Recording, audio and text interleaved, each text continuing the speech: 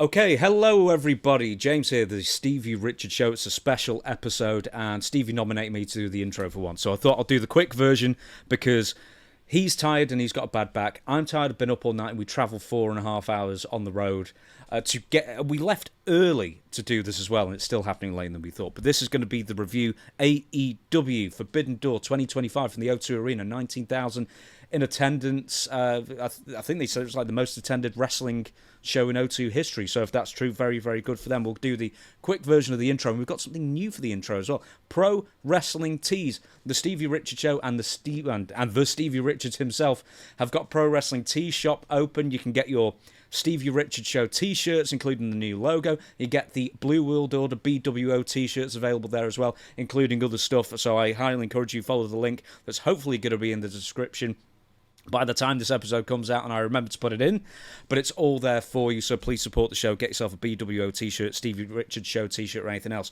There is also Stevie Richards Fitness as well on the YouTube channel. Stevie's now doing walk and talk videos, talking about stuff that fans and subscribers are very much interested in. The views are trending very much up as well, that I know Stevie's very happy with, as well as the subscribers, so I encourage you all to go there. There is also the Stevie Richards cameo, the vaunted cameo, which I say every single time. He's got 5 stars of reviews across the board. One of the most requested people on all of Cameo, not just wrestlers. And the reason is simple. It's because he cares more about it. He gives you more bang for your buck, as they say. I keep telling him to up the price. He won't. So get him in while they're still $25 or whatever they are at the moment. But, you know, he gets so many. Even you said, right, okay. It's actually $30. People are going to be like, you already said said it's 30. It's not 25. I thought it was 25 at one point. No, I'm sorry. It was I always knew you 30. were looking at me. I was looking at you because people are going to think I raised the price $5.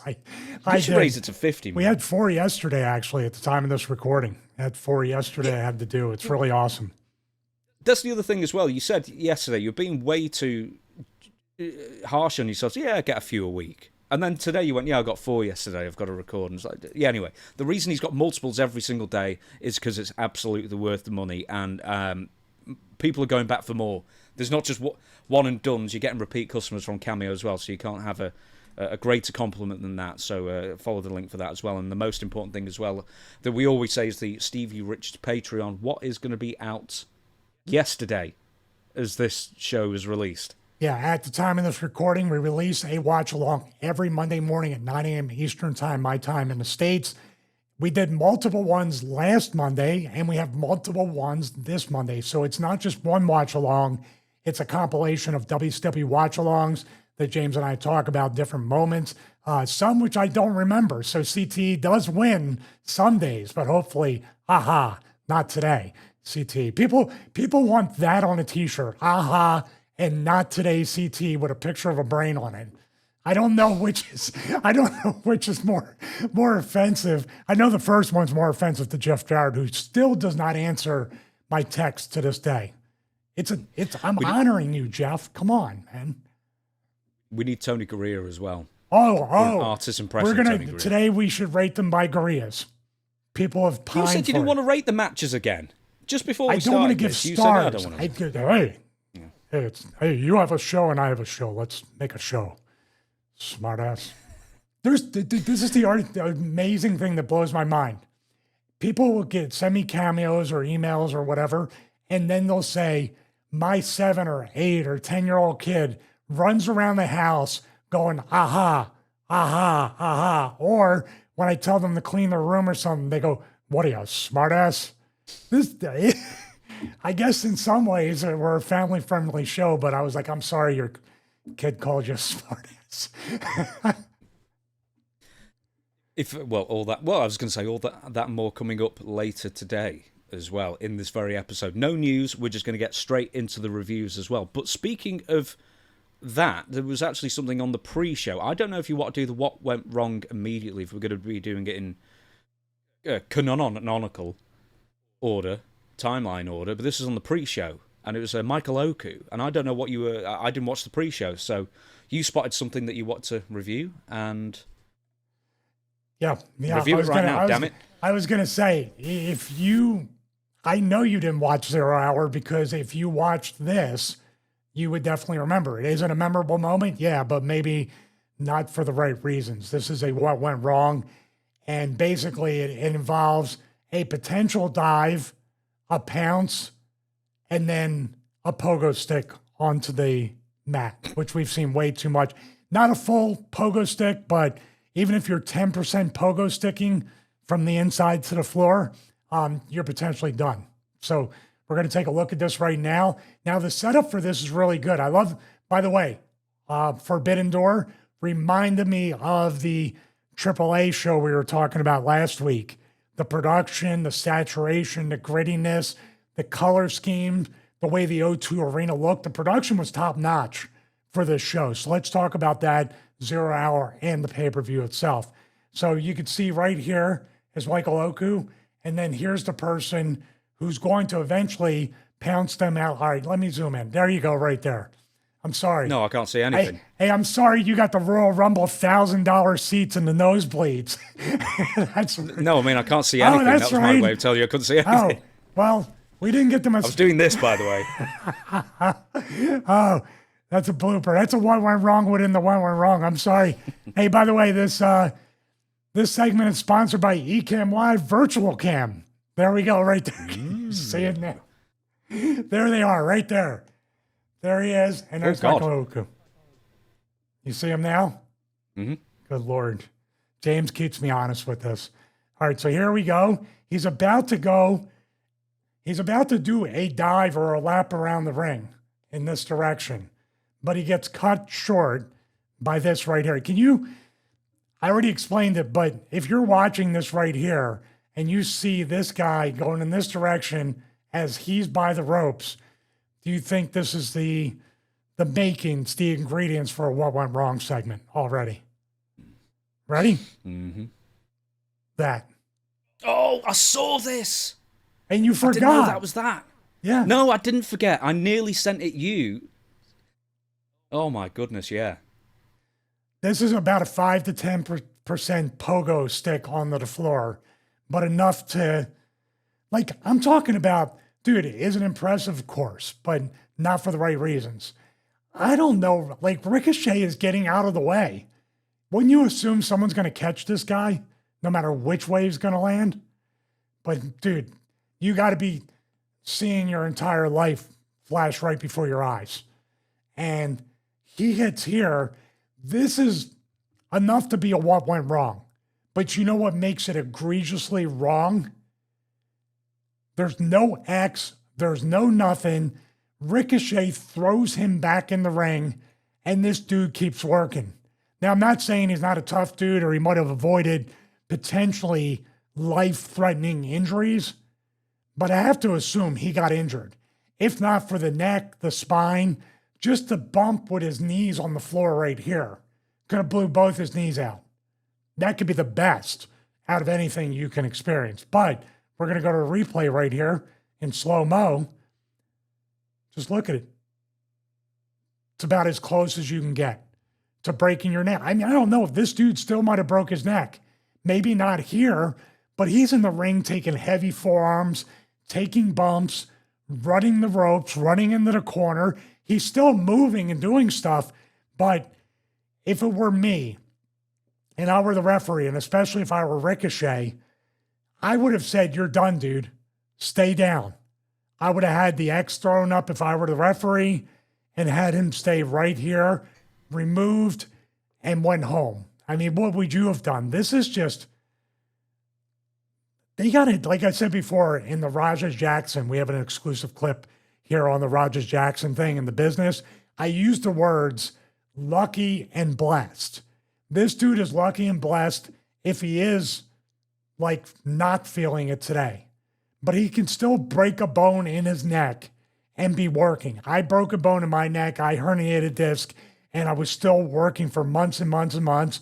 But the symptoms of the stingers, the numbness, couldn't feel my hands, the drop foot, that started to creep up over weeks and months of bumping after the initial injury. So I hope this guy's okay, but this is definitely, the what went wrong is not even so much, it's definitely the spot, but the fact that this guy was allowed to continue and the fact they kept him in the ring and kept getting heat. By the way, clotheslines, hitting him in the neck, hitting him in the head area.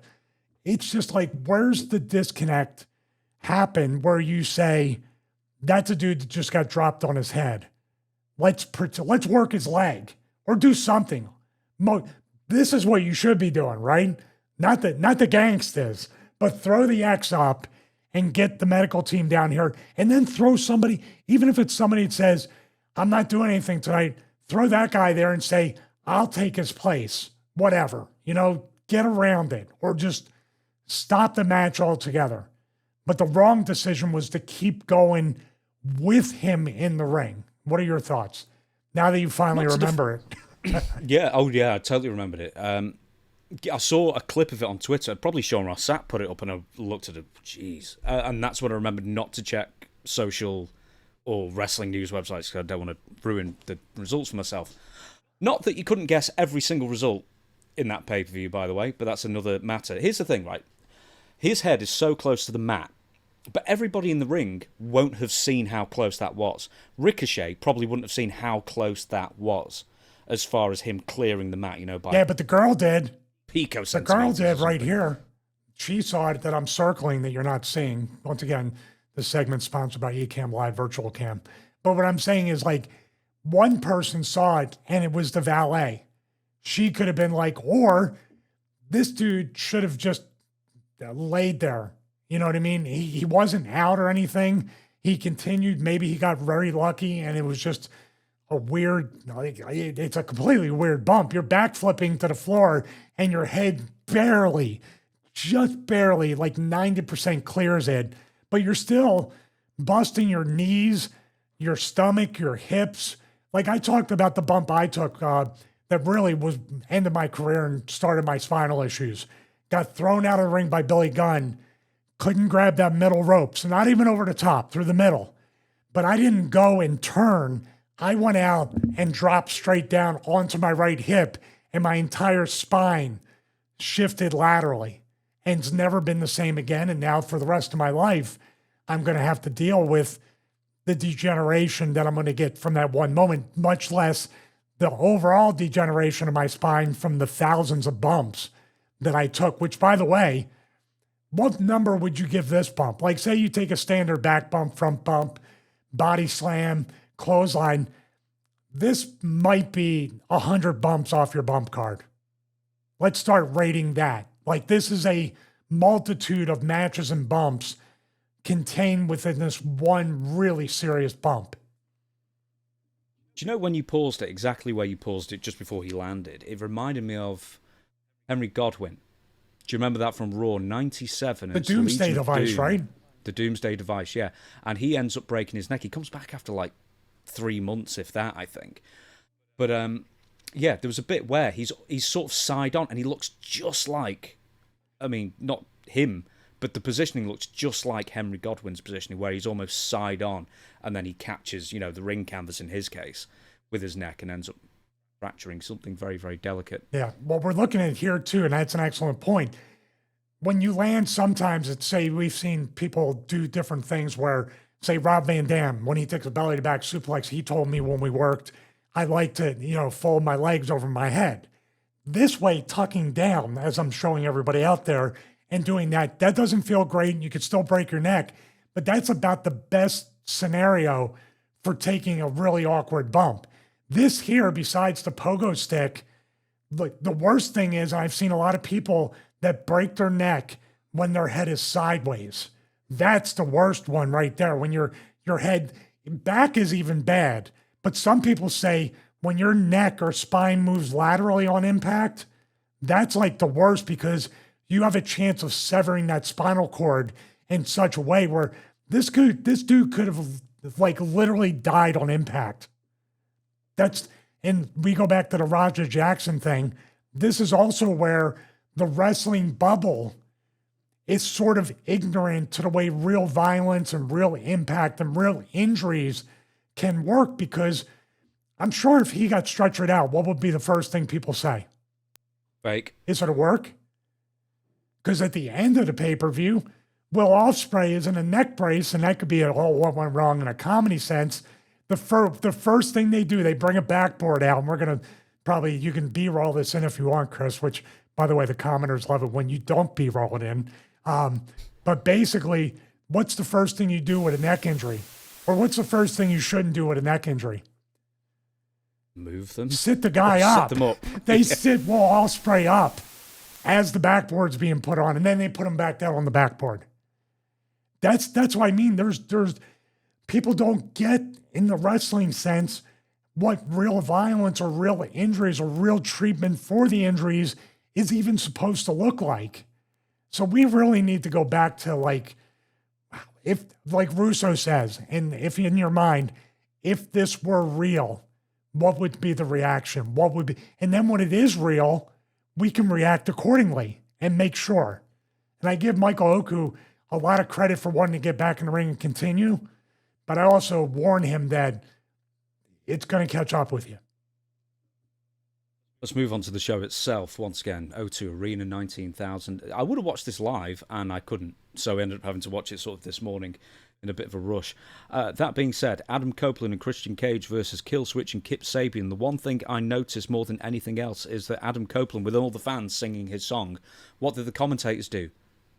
Nothing. They shut up. I was like, that's sorely needed, I think. When you've got like an organic moment, especially, like that, and the commentators actually realised it and sat out. And then they actually sat out for a lot of Christian Cage's entrance as well and let it breathe. And I thought that was, for a booth where sometimes they've had 5 or 6 people all talking over each other at the same time, but then they had the good sense, or whoever's producing them had the good sense to say, shut up and let it breathe. And I thought that was really good. Do they have a new producer or director lately?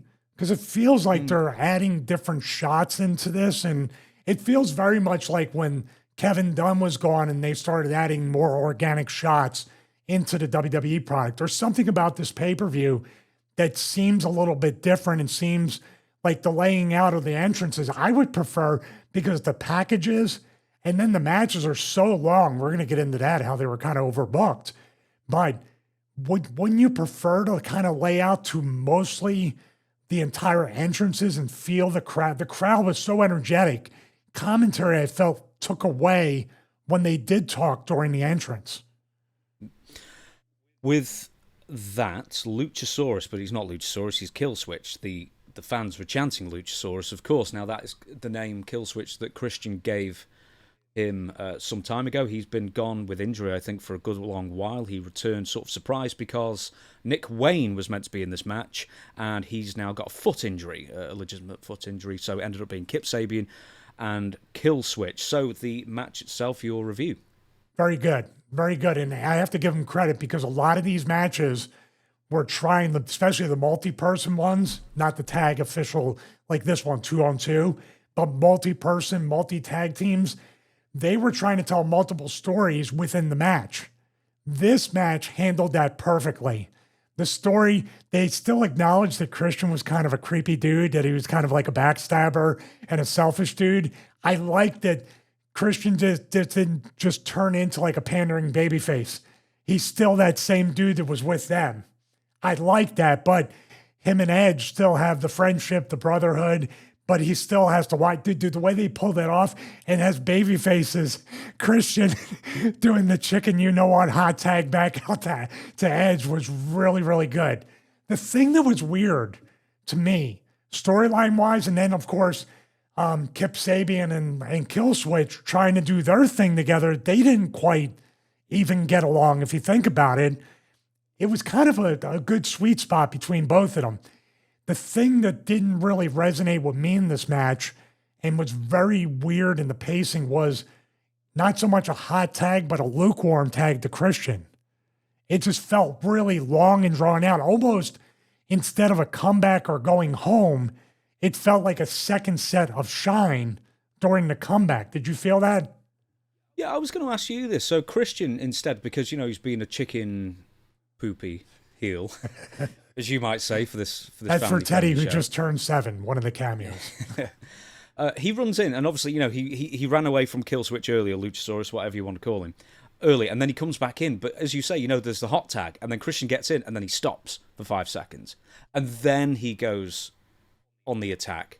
But then, as you said, Killswitch stops him sort of, 5 seconds into it again.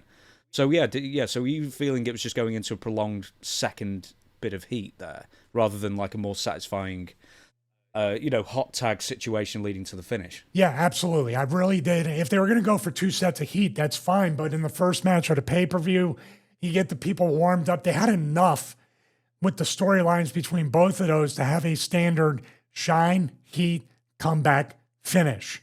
And the finish was really good. But it seemed like a lot of these things, I used the term page break. It seemed like a lot of the matches went to a certain point, had a page break. They were breathing. It was a disconnect, and they had to get back into the match. I noticed that across the board with a lot of matches, that each match had a story or identity within the match, but then they veered off course temporarily and did your standard like fighting spirit or something, and then went back to what the match was supposed to be identified as. This wasn't immune to that. But man, you want to talk about starting off a crowd hot with Edge and Christian versus these two guys in a tag team match, blood feud type thing, got the people warmed up and happy. I just felt like it went a little bit too long and was a little bit overbooked. Dare I say, I thought maybe it was the best match of the night, but I think I have different tastes to most people. I don't, or most fans who argue vociferously about this kind of thing. I liked it. There's a few things I want to bring up to you. One, the Luchasaurus super kick on Edge or Adam Copeland. Oh, I almost put that in as a what went wrong, but it didn't go wrong. He stuffed him. He got him.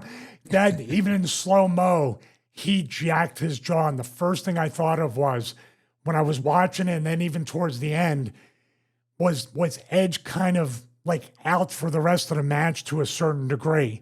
He didn't seem completely off, but it seemed like after that happened, we did get a pace or a gear that was a little different. And then he kind of shook it off or shook off the cobwebs. But I have no doubt, man, he got his bell rung. He got it, like, if there's such a thing as a micro concussion, kind of like in football where they're kind of butting heads, dude, he got caught. And that's why I hardly ever, there's nothing wrong with it, but it's so hard to measure a super kick when the guy's running off the ropes. I try never, ever to do that. And man, Adam, I have to give it to Edge and Christian too for being veterans and not having to do it. Dude, they gave their bodies to these two guys during the heat and during that spot. They didn't shy away from anything. Did you feel that Killswitch has been protected throughout for a future match? Because obviously it's Kip Sabian, he's the chicken you-know-what heel, as you would say. Mm-hmm. He's the one who's causing issues as well, dissension in the Wayne family, or the patriarchy, if it is a patriarchy now that Christian isn't part of it. But, he was obviously going to be the one who was going to get pinned and whatnot. Do you see money in Killswitch? Because he was sort of being protected on the level of Edge and Christian here, to a point. I do. I see money on him, but I'm not so sure with that mask and with that setup. As Killswitch, I thought he would switch to a red outfit or have a different mask or maybe even be unmasked. I think that's the next stage for this guy. You have to unmask him and then have a brand new character with that. And maybe this is the beginning of him standing out on his own, because I think they're going to have that dissension and maybe he'll have a match with Kip Sabian and maybe go out on his own with something. But what does that look like? Because it seems like in AEW, if you're not in one of the 23,000 stables, then you're kind of lost in the shuffle. So you either get lost within the stable or you get lost within the company. I like the match was really good, but the storyline leading up to it was terribly executed, because it occurred over the course of like 2 weeks, where Christian was a bad guy and then all of a sudden he was kicked out of his own patriarchy, and then Christian did a really bad promo for him as well. He's one of the better ones out there doing interviews. And then they had that weird concerto where it didn't get anywhere near his head, and then Edge came out and, convinced him to tag up with him over the course of 2 weeks. It's the kind of thing that's like people have been begging for or clamoring for, a long story turn, and they just did it. And I don't know why the rush for this show, because it wasn't, no one's from the UK on this show kind of thing, but they did it. Well, it turned out... It weirdly paid off well. Well, it turned out really well when they were doing the turn on him it was All In Texas, right? The pay-per-view we watched. that turn was done really kind of out of nowhere. That was well done, but I think they were just trying to recapture the Edge and Christian from WWE, but we're at a completely different point in wrestling history with that. There's even people saying, because the Dudleys and the Hardys are going to have that nostalgia match in a couple months, I think, and people still think that Edge and Christian are probably going to be a part of that. So they're still clamoring for that era of Edge and Christian.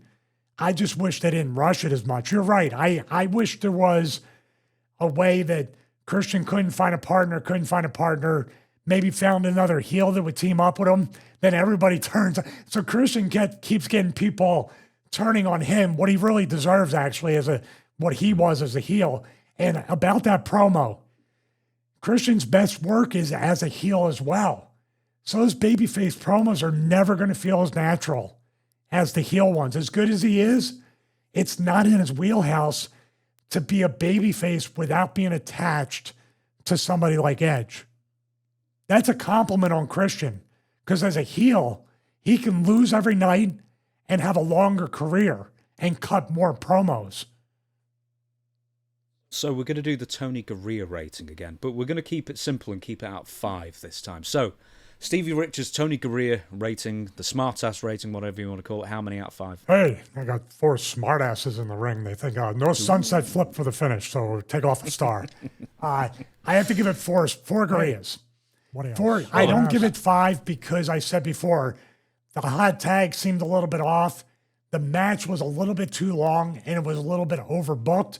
But to really conduct and translate 2 storylines at the same time, it almost goes back to a 4.5. So let's give it a 4.5 out of 5 Gareas. Next match, Kyle Fletcher versus Hiromu Takahashi for the AEW TNT Championship. Nobody thought Hiromu was going to win this. Nobody. Like a foot shorter than Kyle Fletcher as well. He's in a little bit worse shape, too. So I would say this Kyle Fletcher kid, though, there's something with this kid. I saw when he was working with Ospreay, the moment they had standing on top of the cage before they started. Of course, they did what they needed to do, but there's still some story involved with it. I don't know what you do with Kyle Fletcher. You put a belt on him, but how am I supposed to be emotionally invested in him? It's not his fault. I'm talking about creative. Because there's something with this kid that he could be a star. But this match here, it just felt like you were prolonging the inevitable. Like you said, who thought that the ticking time bomb guy was going to win? He's been through a lot of medical stuff. I think he was severely injured 2 or 3 years ago, maybe a little bit more. So the fact he's back in the ring, same thing with Shibata, it is a miracle. It's pretty cool. But I'd probably have to give it maybe 2 Gareas. Hey, I would give it 3 if it had a sunset flip in it, but it didn't. So I give it 2 just because it felt very much like a popcorn match, but second on the pay-per-view. Did you feel that way? They were doing WrestleMania kickouts. Here's the thing with Kyle Fletcher. You tell me if I'm off base. It's like he seems to have all the tools. He's got the height. He's got a good body, tan. He's got the superstar look. He's with Don Callis. You can't ask for a better manager unless you're asking for Paul Heyman, and that might be debatable. But Don manages more people that are on the roster that aren't. I think you and I are the only people that aren't managed by Don Callis. Right, here's the thing. He seems to have everything going for him, but he's always in matches I don't like. And they're always the super overbooked matches where nothing makes sense to an older school fan, which I count myself as one. The antithesis of matches I enjoy, and he's always in them, and I don't know, he's still young and everything, but I feel that he could use more seasoning, not as far as what he can do in the ring, but when he should do what he does in the ring, kind of thing. One tiny knock against him, he seems to be in the ring with a lot of people who get injured as of recent. Adam Cole, there was another one recently as well, I can't remember. Yeah, I would say, I'm looking at him, you know what he looks like to me? He looks like an eventual NXT superstar. No, I'm saying because, like you just said, he needs seasoning. He needs somebody to teach him how to work. He needs to up his game. He needs to know psychology of when and when not to do stuff. And unfortunately, in AEW, I don't see anybody that's listened to that could do that. These used to be the Arn Andersons, Dean Malenkos. You still have a Jerry Lynn there. You have people there that can coach you, but I don't think, but then the culture of AEW is the more you do, the more over you'll get. But that's not true. That's why I say eventually he may move laterally or eventually down and then sign with NXT and be in WWE. Yeah, there's definitely a difference between a Will Ospreay. I mean, Will Ospreay does everything as well, kind of thing. But, you know, I don't know what the difference is between Will and Kyle as far as putting matches together and what. I mean, I think Will can do more spectacular stuff. But why is Will a main eventer and Kyle isn't? I would say timing. Because when Will Ospreay became like the internet or the underground like superstar, the underground darling that everybody loved, him and Ricochet doing the thing, that put him on the radar of the people to really love him. And the fact that he stayed that way in New Japan, then in AEW, then he didn't go to WWE, stayed here. Tony Khan loves him too. So obviously he's booked favorably. But I don't know. And guess what? They love Will Ospreay. They didn't exactly do him any favors at the end of the pay-per-view. No, that's true. I don't think we've done a full video on this, but we do mention it occasionally. It's the psychology of booking a pay-per-view.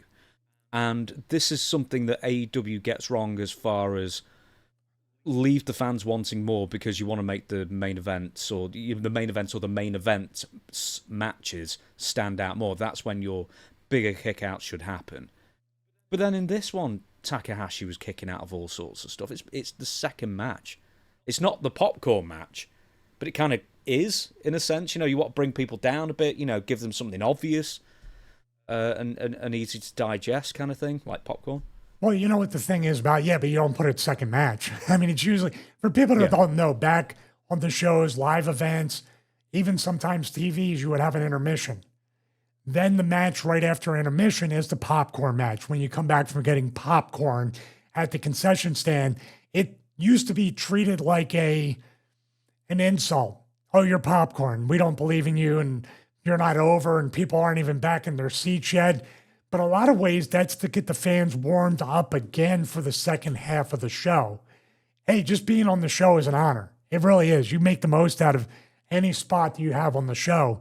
But yeah, there's a psychology to an entire wrestling card. By the way, I hate to pronounce his name. I'm sorry. Takahashi. Which one? Takahashi. Yeah, Hiromu Takahashi, yeah. He not only kicked out, did his WrestleMania or even now Raw and SmackDown kickouts, we should call it. He also hulked up, no-sold, and also fired up only to lose. So he made himself look weaker. That's the problem. They think they're laughing and he's hulking up and dude, you're eventually going to you're eventually putting the guy over.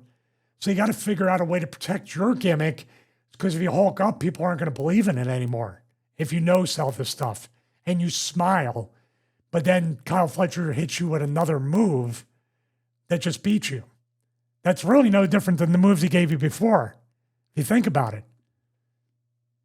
Am I being too harsh on Kyle Fletcher there? But just something isn't clicking, but it's the matches themselves. There's so much that's unnecessary, I think, in some of them. And what's the old phrase, less is more?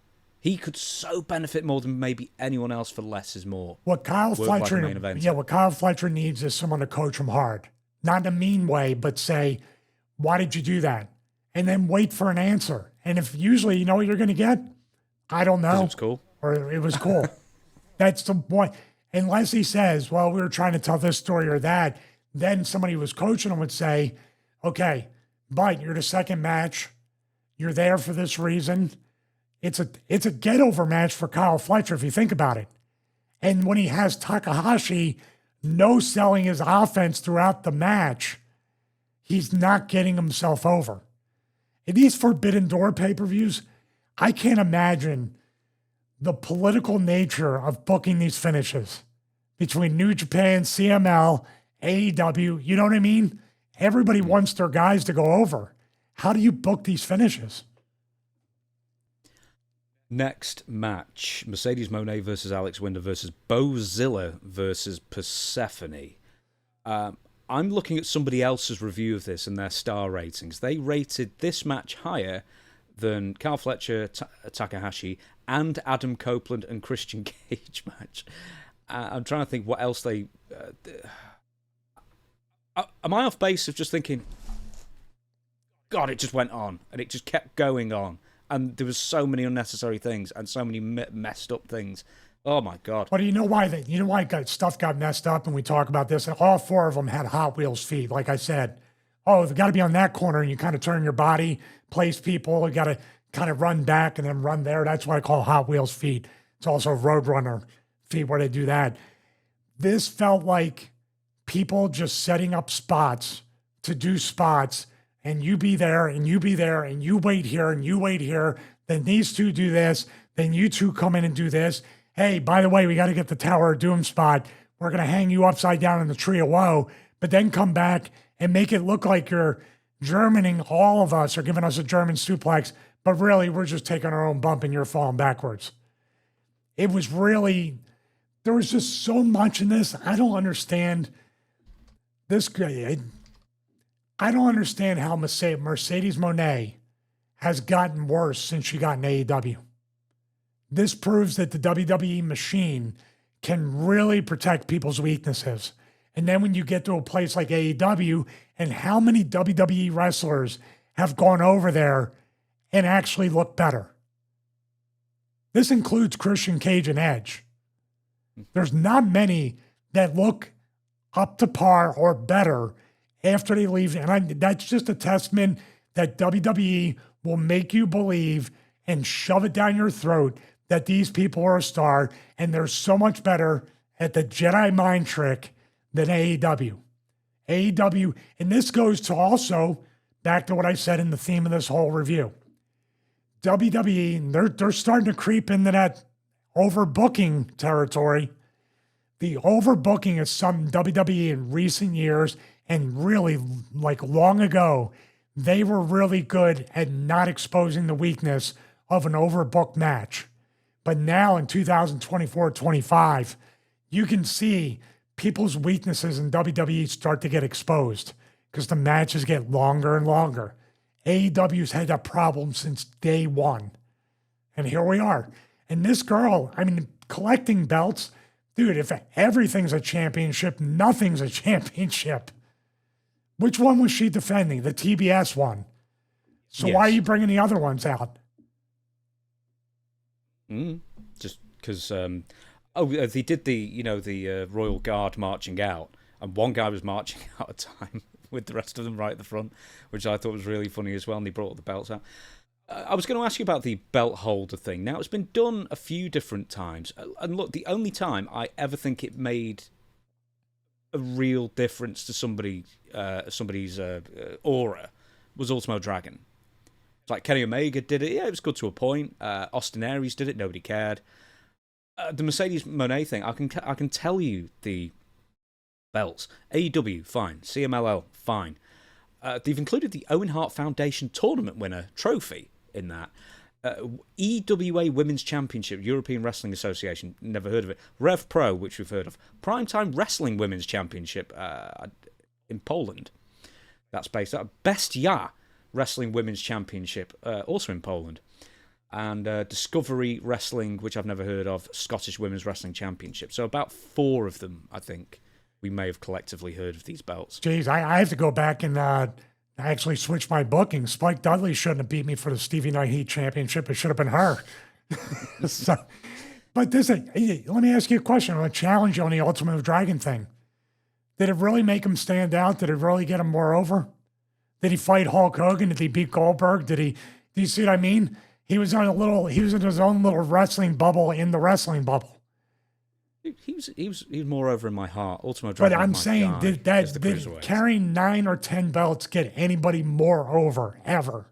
There's only one person that I can think of, and I don't know how many belts he had when Kurt Angle had like 2 or 3 belts in TNA. It's like, who's going to beat this dude? He was a machine. And you were saying, yeah, I can see this guy just beating everybody. This, though, and this is the thing with Mercedes Moné. Why are they booking her in a multi-person match on one of the biggest shows when she can really do a lot better? When she wrestled Toni Storm, That was a really good match on All In Texas, right? That was the best one she's wrestled in AEW. I thought she had a breakthrough match with that, but why would you follow it up with this? And these matches, even when you know what you're doing, unless this is the only way a four-way match works, elimination. And I would dare say, make all these multi-person matches elimination. You know why? We get finishes. People can do jobs. Hey, maybe the champ will be beat first. That's pretty interesting. Now we have to have a new champion. Do you see how switching that little thing? Now we can eliminate two people right off the bat. Like real quick eliminations. Then we have a singles match. You can mask a singles match within a multi-person match. I think elimination style would be the way to fix this issue. Mercedes was, tell me if I'm crazy, booked as the weakest participant in this match, which I thought was quite weird, considering that, not that I know too much about Persephone or Alex Windsor, and especially didn't know anything about Bozilla. We'll talk about Bozilla in a minute as well. But it's like Mercedes Moné was like the only proper star in that match. So I don't even know what the other three girls did to get that match for a title. Well, in theory. In that sense. But in theory, I don't know the three girls either. But in theory, if I was in this match, say on an independent, I'm in a multi-person match, my job is to make the other three people look like they're a threat to me, that they can beat me for the title, that they are on the level. I'm trying to raise them up. In other words, it's the old adage. She was going over. Mercedes Moé won the match. The job was to get everybody else over during the match. It trended a little bit too like she was being generous and giving to them. Like it was exposed to how green the other three people were. Did you feel that? Yeah, man. The Bozilla thing. Here's one more thing, and this is something that always gets me in multi-person matches, right? There always has to be a double move. Like you try to submit two people with the same submission. There was the double sharpshooter, the double bank statement. Talking about the one that almost blew both her knees out, right? Because she fell. Yes. All three of them, actually. Yeah. And then all the fans go, ooh, like that. And then they die down because no one actually believes it's a submission attempt. Yeah, that's a trope that needs to go. Well, there's a lot of tropes. Here's what you have. You have either, the double move, like you said, where you put a double submission and someone breaks it up. You have the Tower of Doom superplex spot. Then you have three of the people, I don't know if it happened because I don't remember half of it, people dropping the three corners to have the corner move done, right? Then you have, the other one that I love, they team up together, then one person goes for the cover, the other pulls like, what are you doing? What are you doing? Mm-hmm. That's why. Straight away. But that's why the elimination works. Because now we don't have to play with that. Now we can eliminate, like, the way these multi-person matches should work. Say a three-way. They're difficult. They're 3, 4, 5, 6 people. It's all difficult. Your job, say there's 3 people. Usually you want to have 2 heels and a baby face, right? The 2 heels keeping the baby face outside the ring. Then the 2 heels kind of like fight each other because something happens where one tries to cover the baby face or sneak one over the other heel. They start fighting, no honor among thieves. Then the babyface comes into the ring and blows a comeback on both of them. And we go home. That's the gist of a match. With the elimination, with this, you would take the person that knows the least and get them the hell out of the ring as quick as possible so nobody gets hurt. And that's like a toss-up. That's a coin flip with these 3 girls. But your vote is probably on Bozilla. Right, let's talk about Bozilla. 21 years old, Hanover, Germany. Her father's Ulf Herman. Really? Yeah. So, right. A few weeks ago, and I'm going to use this example, Kevin Nash, I guess on his podcast, or wherever it is, said that Raquel Rodriguez needs to work more like a big person. Like more like a giant. She's bigger than most of the girls. The Diesel blueprint that we talk about every episode. Exactly. And Raquel Rodriguez, to her credit, said, I will absolutely take this criticism to heart. I'd love to chat to you about it, and, we'll work on it. And I think when I saw her recently, she'd taken it to heart. Bozilla dwarfs Raquel Rodriguez in size.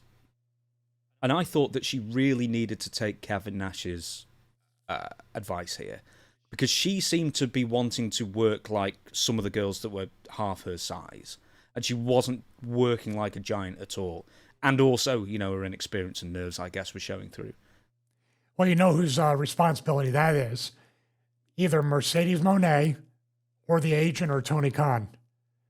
I talked about the Shelton Benjamin match a week or two ago, where I said Shelton was going to bump on something. I said, no, you're too big to bump for that. Mercedes Moné and the other girls needed to protect her, but guess where we're at? And get my stuff in. 21 years old, very green, doesn't want to get heat, is super nervous, so she's going to be really, really generous to a fault and let people take advantage of her. I'm surprised. By the way, it's not just the Diesel blueprint, the Ulf Herman blueprint. He was kind of that worker too.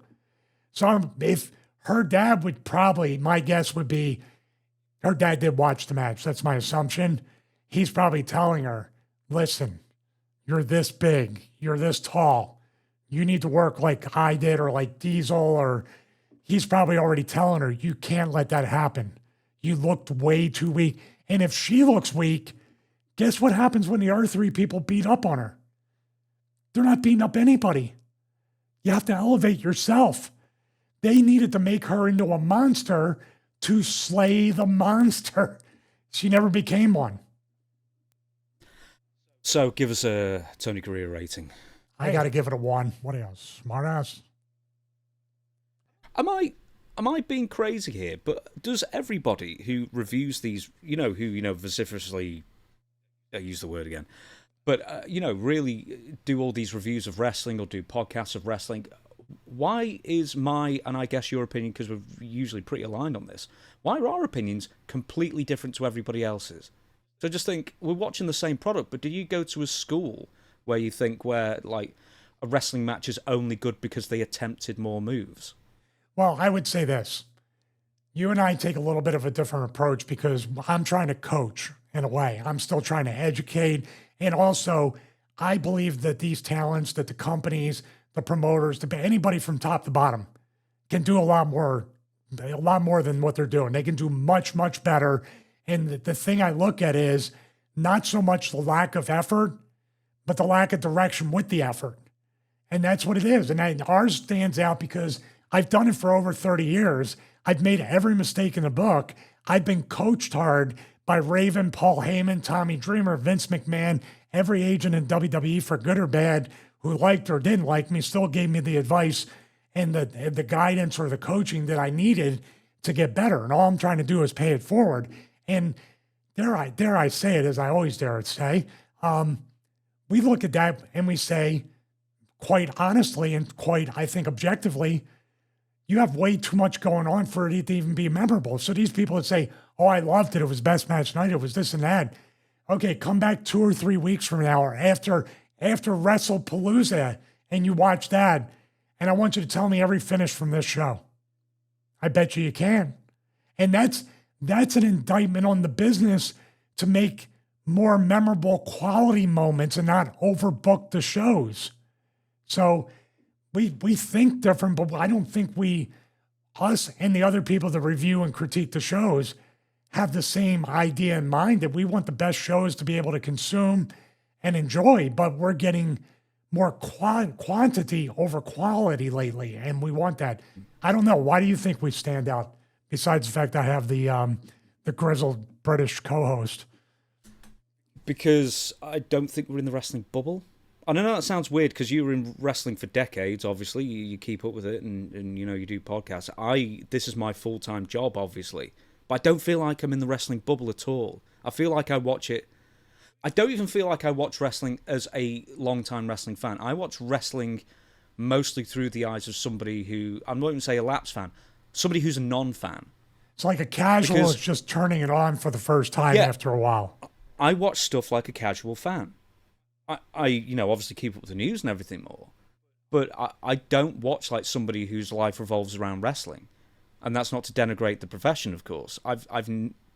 these days I don't watch wrestling like that. I always watch it like a casual. I watch it like my brother would watch wrestling. Like he doesn't even know what's going on. And then you look at it, things, well, why is that person doing that? And if they can't explain why, then cut it out of the match kind of thing. Well, that's all. By the way, if anybody wants to know wrestling psychology, here's the way wrestling psychology works. You eliminate what not to do, and then you have what to do left. There's wrestling. It's as simple as that. You spend your career eliminating stuff that's going to hurt you, hurt your opponent, and doesn't make sense for your character or nor within the match with a different character. It's really not rocket science. This stuff is not hard to figure out. Now, let me ask you a question based on that, because your answer was very, very excellent. But do you think, and sometimes I do this as a Philadelphia Eagles fan, I go into watching a Philadelphia Eagles game hoping I'm going to see a great game, convincing myself it's going to be a shootout. Saquon Barkley's going to run for 4. You see how you start to gaslight yourself into enjoying it? And if you're paying money, now you're trying to get your money's worth out of it. You see how people very easily can be very biased and then offer confirmation bias to other people because I want to enjoy it because I don't want anybody to make fun of me for being a wrestling fan or any of this other stuff. I don't know.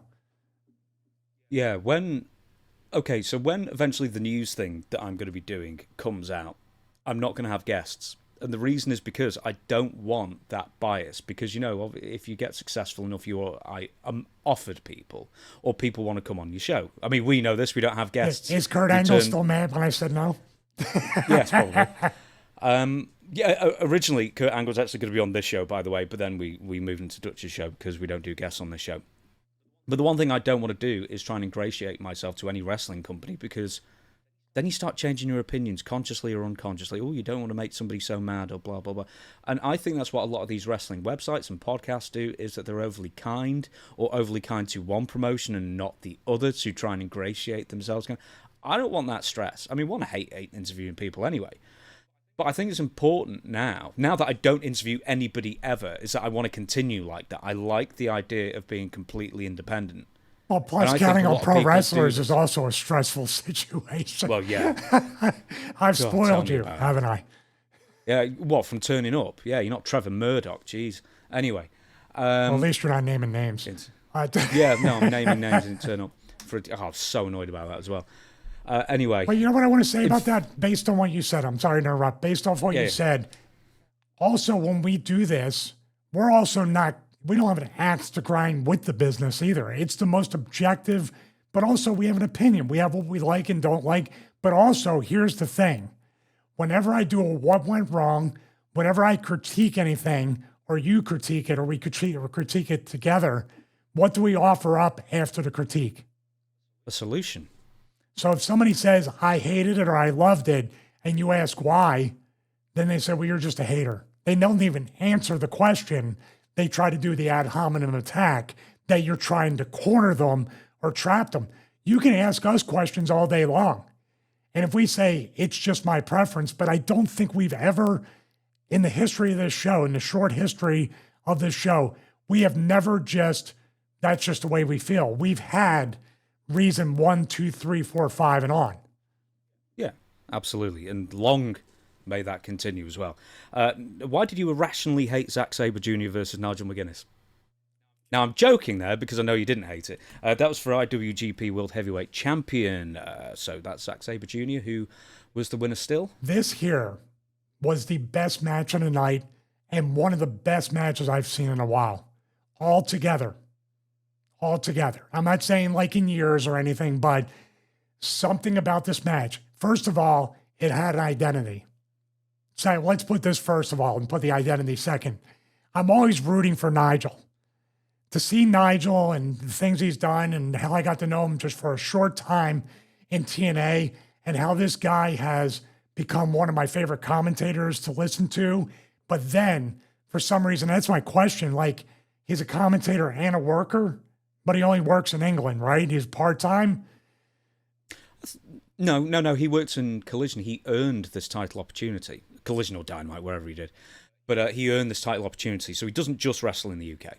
Okay, but he wasn't, up until recently, he wasn't really a full-time wrestler. He had that the match at All In or All Out at Wembley last year? All In. Okay. Yeah, he was one of the surprise entrants in the Casino Battle Royal. That's true.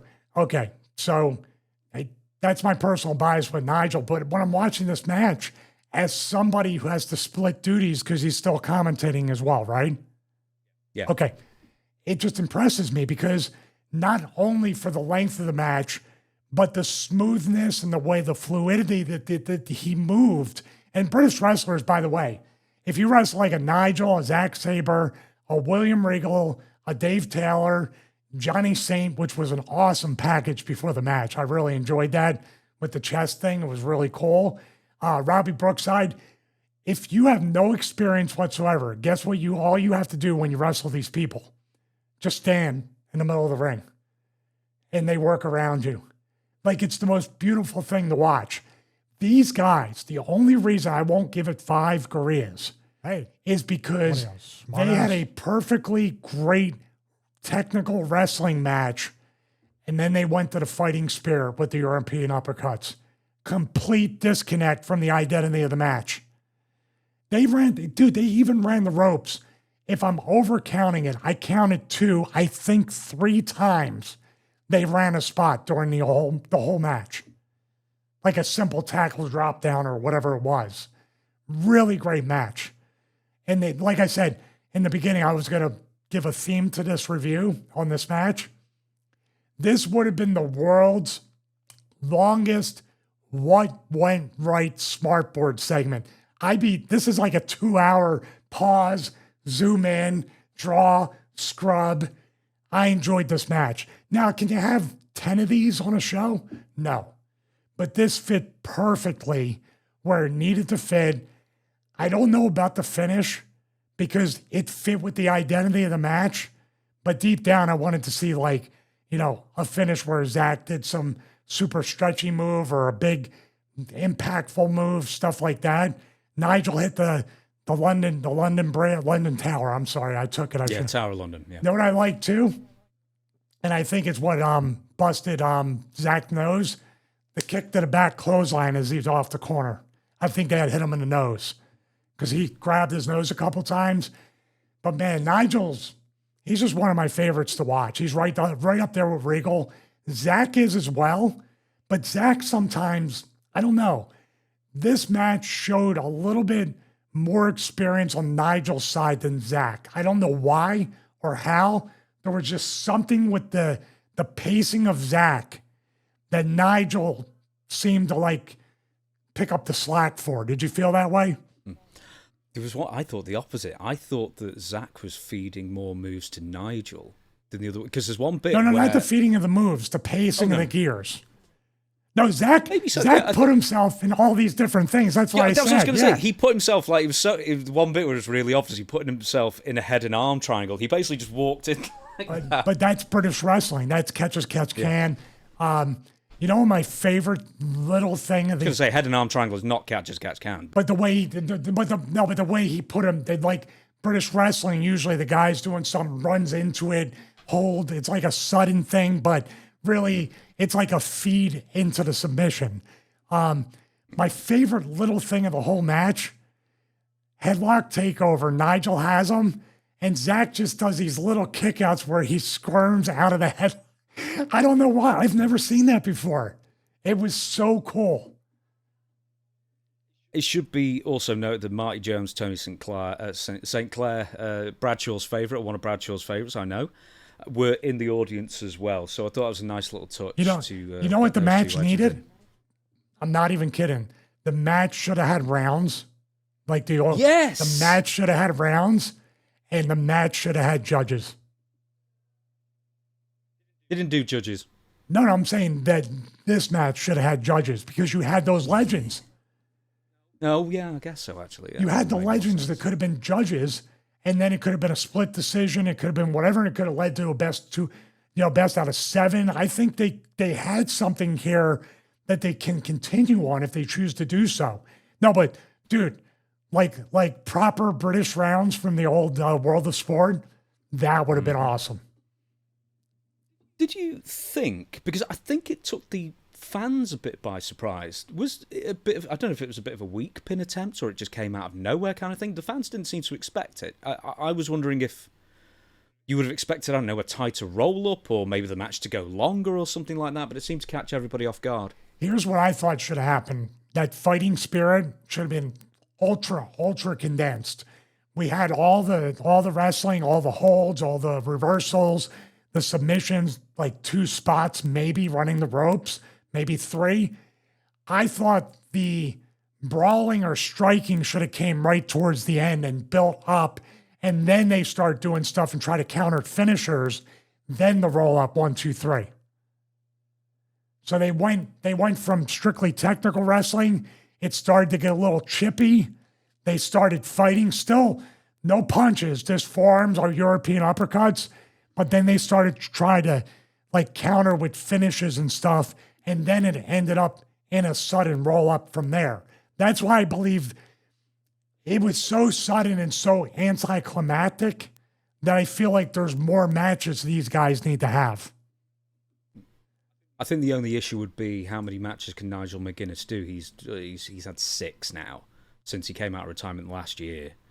One of them is he on a pitch count? You think? Is there an injury thing to worry about? That's what I'm wondering. Well, I mean, before then he didn't wrestle until since 2011, which is still mysterious because I remember he couldn't wrestle for a certain reason. Then he could. He was actually in WWE developmental at one time, and they had let him go. He was honest. That was his problem. He was honest with his injury history. And nobody else is honest on their injury history when talking to WWE. I sure wasn't when I was working there. I was a full-time roster guy. No, but I mean... But that's what it was. So he had a 12 to 13-year absence. So that's what I mean. What made the absence happen and what made him want to come back? And how's his health doing? Well, I suspect his health is doing better. But the problem is that I think WWE are more stringent than AEW when it comes to letting people wrestle in the ring. I think they'll just leave it up to the people.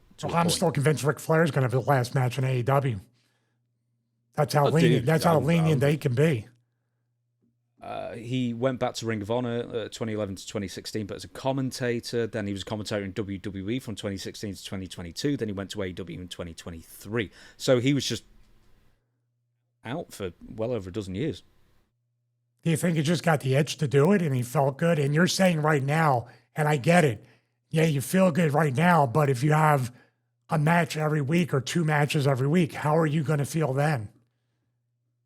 Yeah, I'm figuring it's self-limiting. I mean, because I was going to say Bryan Danielson, but he didn't, did he? I mean, he sort of went really hard for his last year. But then if he ever comes back to the ring, which is suggested that, you know, he might here and there, he's going to do the same thing. He's going to pick his spots. Which keeps you over. He's a special attraction, right? So Nigel and him are smart. Hey, by the way, I didn't even mention it in the beginning. I should have with the production. My God, Bryan Danielson's an awesome commentator. He's just, this is where, like I said with referees, when you involve former wrestlers that can convey the nuance and detail and say his elbow's here, especially during this match, Bryan Danielson, and then making little jokes like, hey, I'm rooting for Nigel here. Well, he probably wouldn't be rooting for me. Like that, he's awesome, dude. Bryan Danielson, I knew it in WWE when he commentated, but he is right up there, and he has something to him that I can't quite put my finger on. But guess what it is? It's it. He has it when it comes to commentating. It's because he's endearing. I mean, I think you'd be hard pressed to find anyone more endearing than Bryan Danielson. You can be endearing, but you can have the problem that I have. Like, I'd have to retrain my entire brain in sound bites as a color commentator. I speak way too long to be commentating wrestling. He can speak in the right amount of sound bites, which tells me he probably sat down in WWE with production. He had lots of practice matches to commentate like NFL commentators. And even in AEW, he probably practiced with Jim Ross or did other things and learned. Being a color commentator is the easiest job and the hardest. You know why? Because you have enough knowledge to talk, so you know you can fill in the gaps. But the gaps are very small. So like if you look at that and you say, all right, I have to get this in 10 or 15 seconds, or there's action, or I have to lay out, that's much harder than inserting like the right knowledge. I couldn't do it right now. They would tell me to shut the hell up.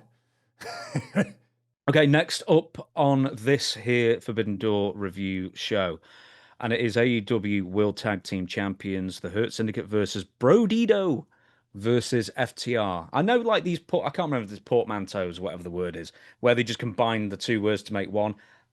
That one's one of the worst ones, as far as the tag team, Brodido. Well, we could have the show Rich Miro. That's Rusev's name, isn't it?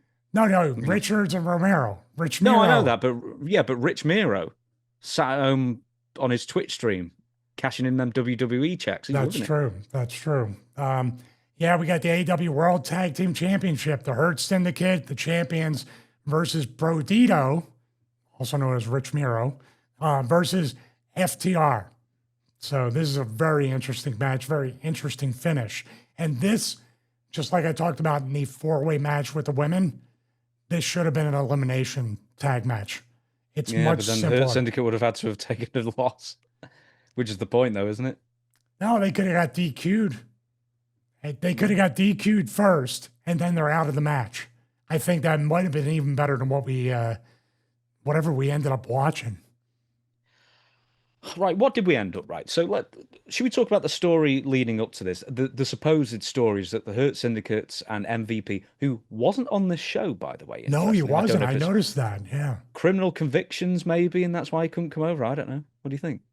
Oh, it is an international show. I don't know. Yeah. So anyway, the story is that, or the story that got out, and we don't know if it's true or not, but MVP and the Hurt Syndicate allegedly were unhappy dropping titles to certain tag teams, including FTR, who ended up being in this match, and supposedly, specifically FTR, that they didn't lose to them, or they were going to have matches on 2 consecutive pay-per-views that never ended up happening. And that was, I guess, originally going to be the plan, and then it wasn't. But in this triple threat match, Brodido were added, Bandido and Brody King, who ended up winning. And so, spoiler alert, if you couldn't work this out, Stevie then told me, didn't you hear it on commentary that they said they were 3-time tag team champions? And I went, no, they're not. And they are. I don't remember any of the other 2 ones. Yes, you do. These are the 2 championships before this 3rd one. Yeah, I heard that. I was like, I don't remember. I don't follow each and every week, but usually these title matches, we talk about the switches and the pay-per-views recently and the matches. This was definitely a finish in my eye, my semi-educated eye. Let's figure out a way to get the belts off the Hurt Syndicate without the Hurt Syndicate losing the belts. And let's put the Hurt Syndicate into another angle away from the belts. Did you get that impression? I got the impression that I can't believe that Bandido screwed up a pinfall. Didn't he just try and pin him, and then he just kept sliding off him, and then the referee had to count again? There was a lot of that on this paper, a lot of strange different covers. I was stuck on the fact that he unprotected chair shot to the head, which wasn't a finish. And the person who took the chair shot was one of the winners celebrating after taking a unprotected chair shot to the head. So it wasn't shaved down then? Well, they used a special technology like I saw in that local news thing where you tap the ring twice or the mat and it becomes like a mattress. That's what I was told, at least. I never got those chairs. I never even got the shaved down ones. I got the ones where they are like, we need extra layers of metal for Stevie. I know this segment isn't about this, but can you believe that chair shots to the head are now just a thing again? I mean, not as much as they were, but now it is in mainstream. I guess the ebbs and the flows of wrestling until the next concussion lawsuit. Now everything is A-OK, ready to go. Anybody can get in the ring at Knox Pro. Ha. There you go. Okay, then. So what do you think of the match when itself? We do that together, Chris needs to do a split screen. We did that in, just one in hand sync. Put some B-roll in as well if you can. Bobby Lashley, did he look hurt to you during this match? I thought there might have been an injury because Sheldon seemed to be doing a lot of the work in this match. I did see it. Now, somebody that has a back injury right now, it's just me watching Bobby, and it just looked like he was extra stiff, like he couldn't rotate as much, and he was staying very upright for a lot of the match. Did you notice that? Mm-hmm. I mean, he was working, but it just seemed like a lot of what he did, even when he got knocked off the apron by Brody, it was just kind of like he hung and kind of went down instead of taking a bump.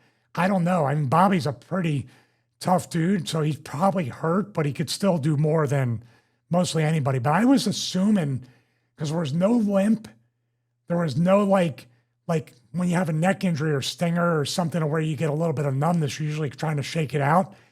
I would assume there's like a mid to low back injury because that's the way I'm walking around my house, just pretty stiff.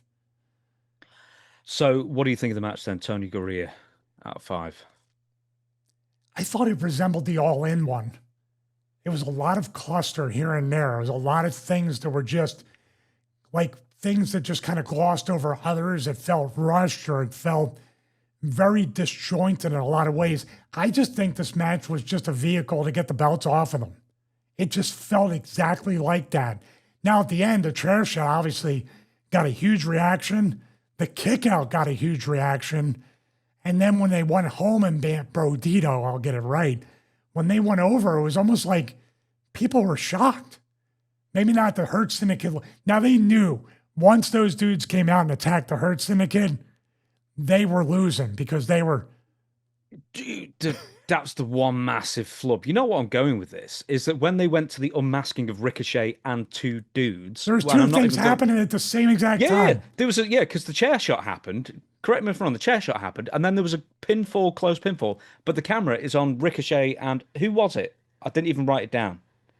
The 2 guys with Ricochet, I don't know who they are.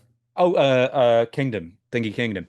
Anyway, they were unmasking as this near pinfall that everyone thought was going to be the pinfall was in the ring, and it was a complete.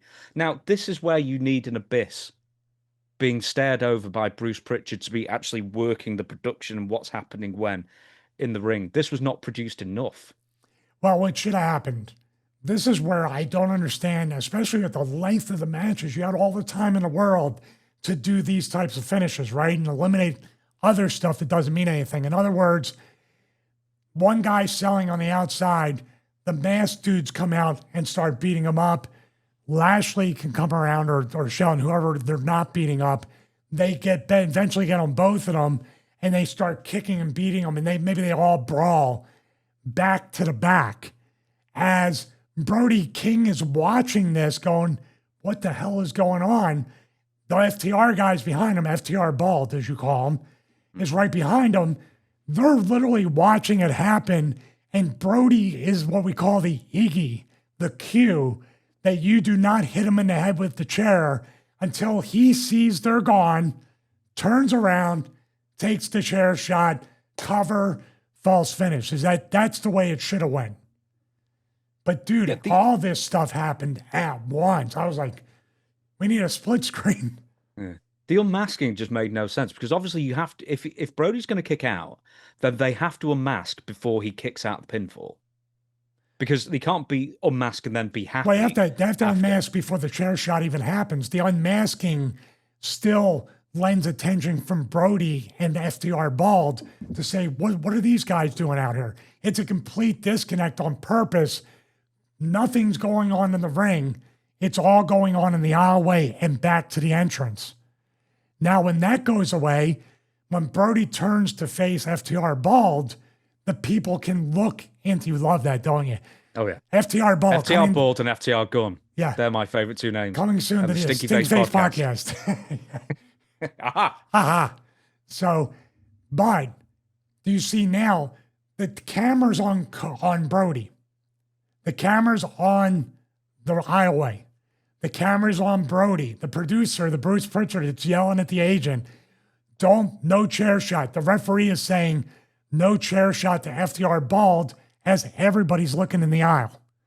Now, by the way, the referee shouldn't say this because if I got the chair or if I'm Brody King, I'm watching this and the guy with the chair, unless he gets like all spooked out and he goes, I'm going to hit him in the back of the head with a chair.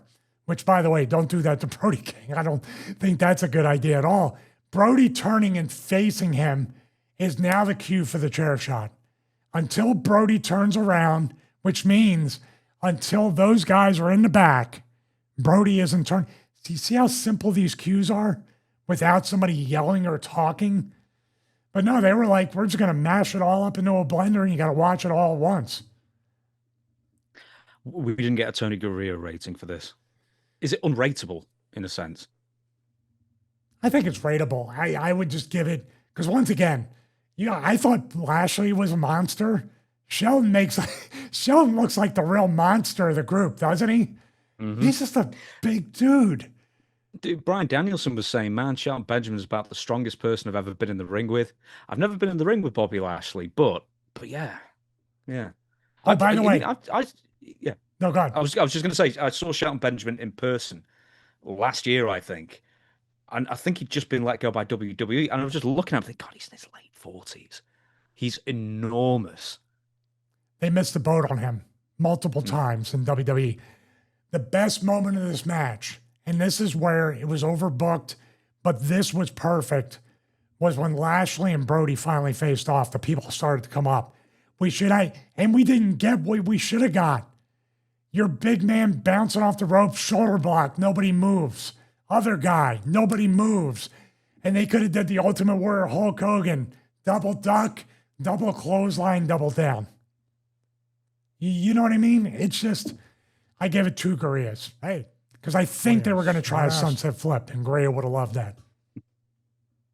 Next, Kazuchika Okada versus Swerve Strickland for the AEW Unified Championship. Now, you were asking what the AEW Unified Championship is. It is the Continental and International Championships unified quite recently. So what's the difference between that and the World Heavyweight title? Much like the WWE Undisputed title versus the World Heavyweight. There's not the word world in it. That's it. Yeah.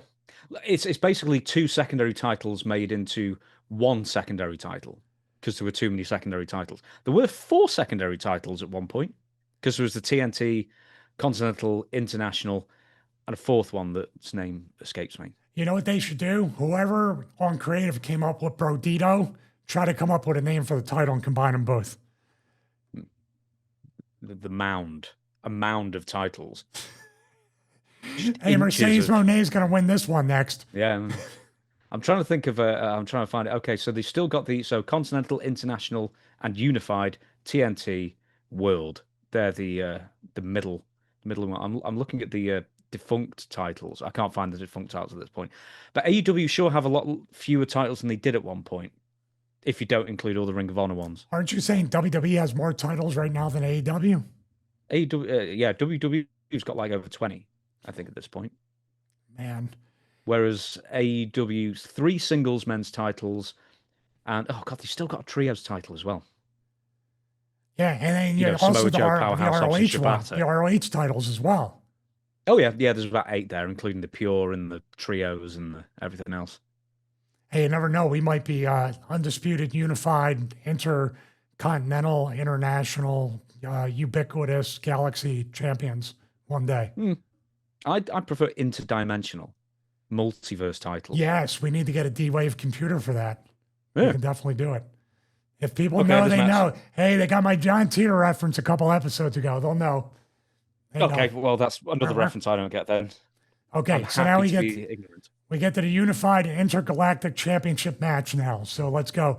This was an excellent match, but really, you know what's funny about this? I'm watching it. And by the way, a lot of these matches, people aren't going to like it. The AEW fans, they had very much a WWE feel to the matches, didn't they? A lot of them.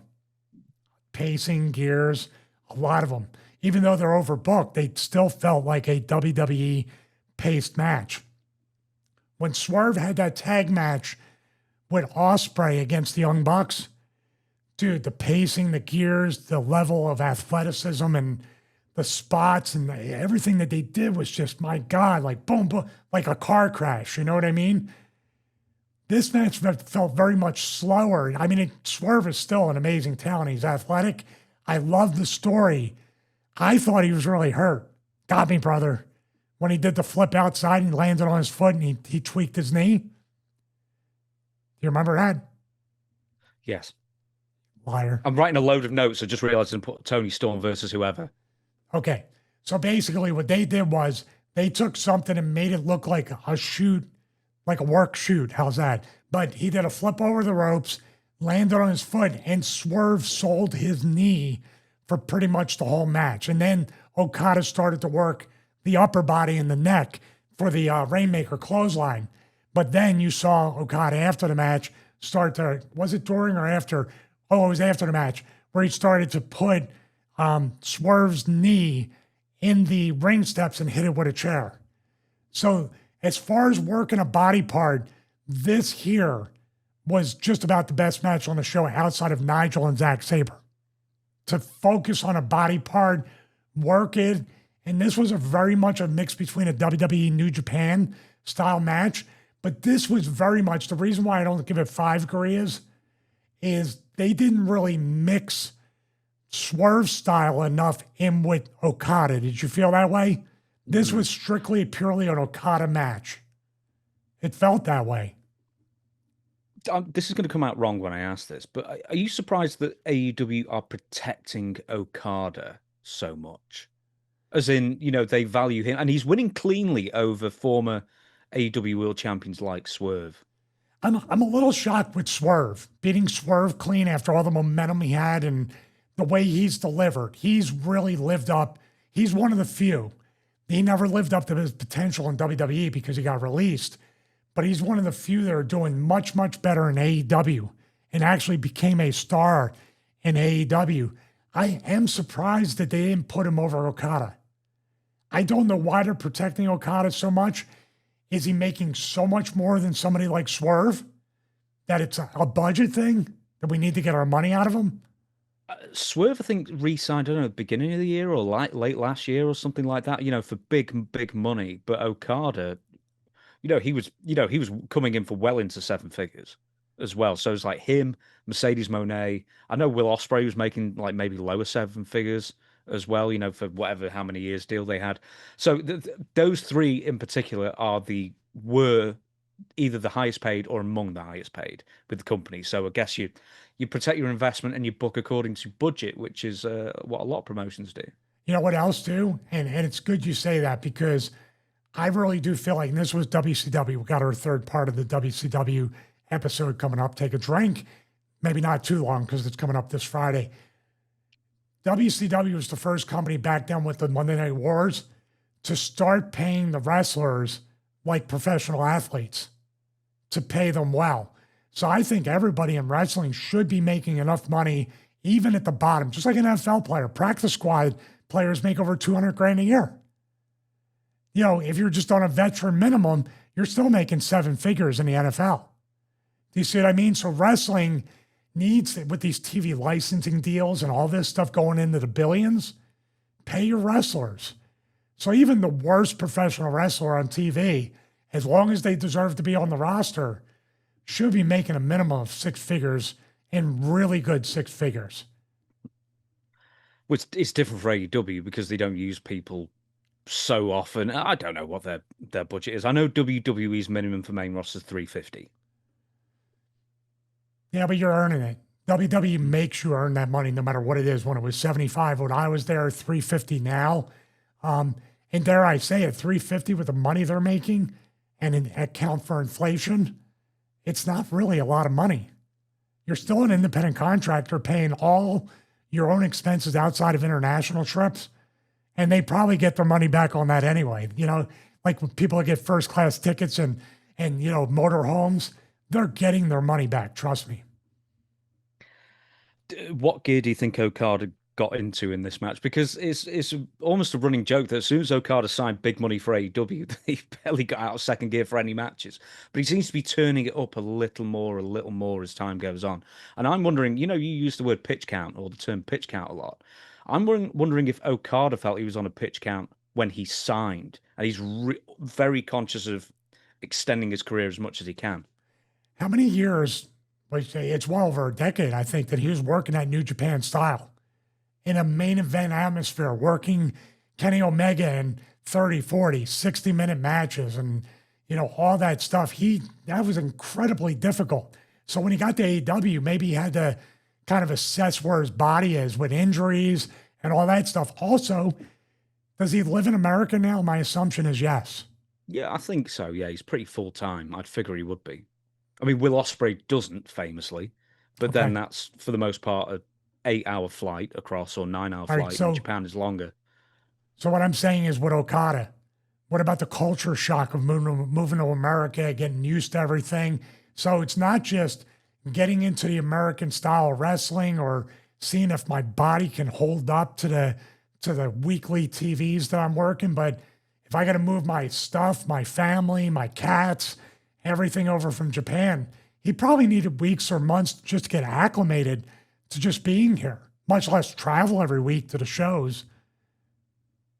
TG rating, I would give it probably 3.5. Hey, what else? three and What a else? half. Right. Oh, did you think when Swerve landed on his feet, do you think he was doing a Seth Rollins, or did you believe he genuinely injured his knee? At first, I genuinely believed there was something wrong, but when they started to work the match, I did it in a Yeah. good way. Got me, brother.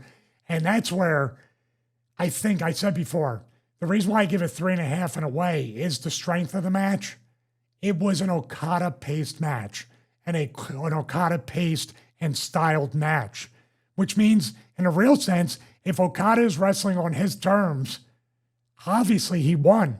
So if they have another match and Swerve, they're fully in the Swerve move set and gears, and Swerve goes over, oh man, you know what I mean? You got that's reality based wrestling.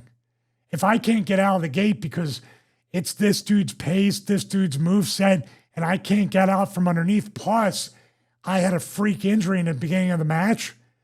Man, Swerve, that's some smart wrestling right now. He just booked himself in a protective way to do the job. Wardlow came out at the end after the match and attacked Prince Nana, and you were interested in his return because he'd been filming a series of, I guess, the revival of the American Gladiators, and had been out for a while. Well, I didn't know that. I Well, wasn't, they, I now you do, now wasn't, you do. yeah, I wasn't really interested in his return because it wasn't interesting to begin with. Do you Either. remember when he was like almost like the hot new thing when he was feuding with MJF, and then he did everything he could to just ruin it? He was Goldberg. Hmm. So I don't understand. He had such, this is an AEW creative problem, not a Wardlow problem, please. Even though you said he probably didn't do himself any favors. But Wardlow had lightning in the bottle. AEW had lightning in the bottle. He was literally Goldberg. And they decided to book him sideways away from his strengths. And then he's another one. How long was he gone? Well over a It year. seems like he's been in and out for like 3 years now. He's like had no momentum since the MJF feud. So pretty much. what's the purpose of this? And also, in a way, what I would have done is I would have had Wardlow come back as a return, fed him locals for like 4 to 6 or 8 weeks, have him have that huge babyface pop, see how over he is if you can recapture that. And if you can't, guess what? Now he comes in masked and beats up Swerve and beats up Nana. Now you're saying, well, wait a minute. We love this guy. Why is he doing this? Now we got a little something to go off of. But let me ask you a question. Do you think this angle on Wardlow is a step in reverse or a step down for Swerve? That's interesting because I was wondering, is he going to feud with, I was going to say Luchasaurus, Wardlow, or is Wardlow going to feud with Takeshita? Because they made a big deal of having Takeshita come out last. So didn't he win the G1? And then they had sort of like those two facing off in the Don Callis family. A family, I mean, it's like an extended family now. There's like 48 of them. Like I said, All I in think the we're the only two people not in the family. Yeah. And I was sort of pulled two ways of where he's going to go. But yeah, you're right. I mean, like, yes, Swerve was, what, a year ago, the champion of the company. And now all of a sudden he's losing to Okada, who is still a secondary title holder. Not, I don't think he's ever gone. Has he ever gone for the world title? I don't know. And then now he's going to somebody who's returned and hasn't had momentum in 2, 3 years. Yeah, He didn't even attack him. He attacked Prince Nana as well, which was a bit weird. yeah, very, very weird. And at the same time, Swerve has to elevate Wardlow right now. Swerve has to elevate him while also trying to keep himself more over based off of coming off a loss for a title. And I would say, like, we thought after he lost the title to Adam Page, that tag match with the Bucks would be maybe a step back or something, or he's going on the downward trend. But that tag match was awesome. Even if it was overbooked in such a way, I think he and Will Ospreay came out of that moreover for beating the Bucks at the time and taking away the EVP stakes, which was weird because I would have thought it would have been fun to have Ospreay and Swerve as EVPs and not having them wrestle for a little bit. You know, that would have been fun. Yeah, that was weird. It sort of had... All it is now just like one big joke with the entrances, which is fun because they did play Bop. Well, that was my favorite part of the match. That was good. Hey, at least it wasn't as long, the entrances, you know. Are we both Hanson fans too? Yeah. Uh-huh. No. I do like that song, though. The acoustic version's good. Yeah, it is. Oh, you mean when they like a couple of years ago? Yeah, exactly. Yeah, I saw that. They were really good. Yeah. Anyway. We're getting so amped up about Bop more than the pay-per-views. You notice that? Like, that's a good song. Before they did, yeah. If you haven't seen it, I saw it on Instagram or someone sending me. It was really, really good. Like they've reunited, I guess. Our favorite part of the pay-per-view is the song by Hanson. That's the best money that Tony Khan's ever spent on the music, at least, apart from the final countdown, and when they very, very briefly had Carry On Wayward Son for the EVPs. Yes, that as well, because that's a great song by Kansas. But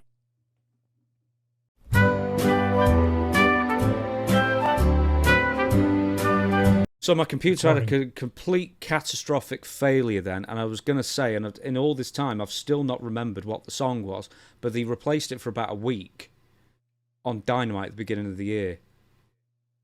And I don't know if it's I'm So Excited or if it's something else. I'm so excited. For the young Bucks? No, it was for the Dynamite intro. Oh, I don't know. I don't remember. Oh, damn it. Oh, never mind. But you're saying that's right up there with the best money ever spent. I'd still say Final Countdown #1, Bop, maybe 1A, 1B with that, and then Carry On Wayward Son. I would probably put Cult of Personality up there. That was like one of the first ones that they actually ended up using the licensed music, correct? For AEW, I guess so. But no, because they had Baltimore for Jungle Boy. Had quite a few. mean, a big, somebody who came in with the same music as WWE and Edge carried that licensed music over. Punk's the only one. Edge. Then Edge. Yeah. But yeah, Punk was the first one, I think. I'm trying to think if there's anyone else. Well, How much money do you think they spend on the song? It's a licensing. Dude, and there's no guarantee, by the way, Tony Khan, if you play it on YouTube, the YouTube's not going to copyright claim like we did for the Superman. Man. Oh, dearie me. I'll never let that go. This has been what I thought was going to be a faultless podcast recording, and then my computer dies again. I did want to ask one more thing. How many members, in all seriousness, do you think are in the Don Callis family currently? Not including Don Callis. Can you give me an over-under? Sure. I need a number. 10. What's the over-under? Over. I'd say 14 or 15 people. Just 11, actually. I should have said 11, and then you would have been wrong either way. Yeah, only with Don Callis' family would say there's only 11 people. It was a big family, I'm going to say. Right, okay, then. There's two matches that I either only half watched because I just had to speed through them just due to time constraints, so I've got nothing to offer you. Toni Storm versus somebody. Athena. Thank you, Athena. This was a very, very strange match. We talked about All In with Mercedes Moné and Toni Storm pretty much being the best match of the night, or right up there with the best match of the night.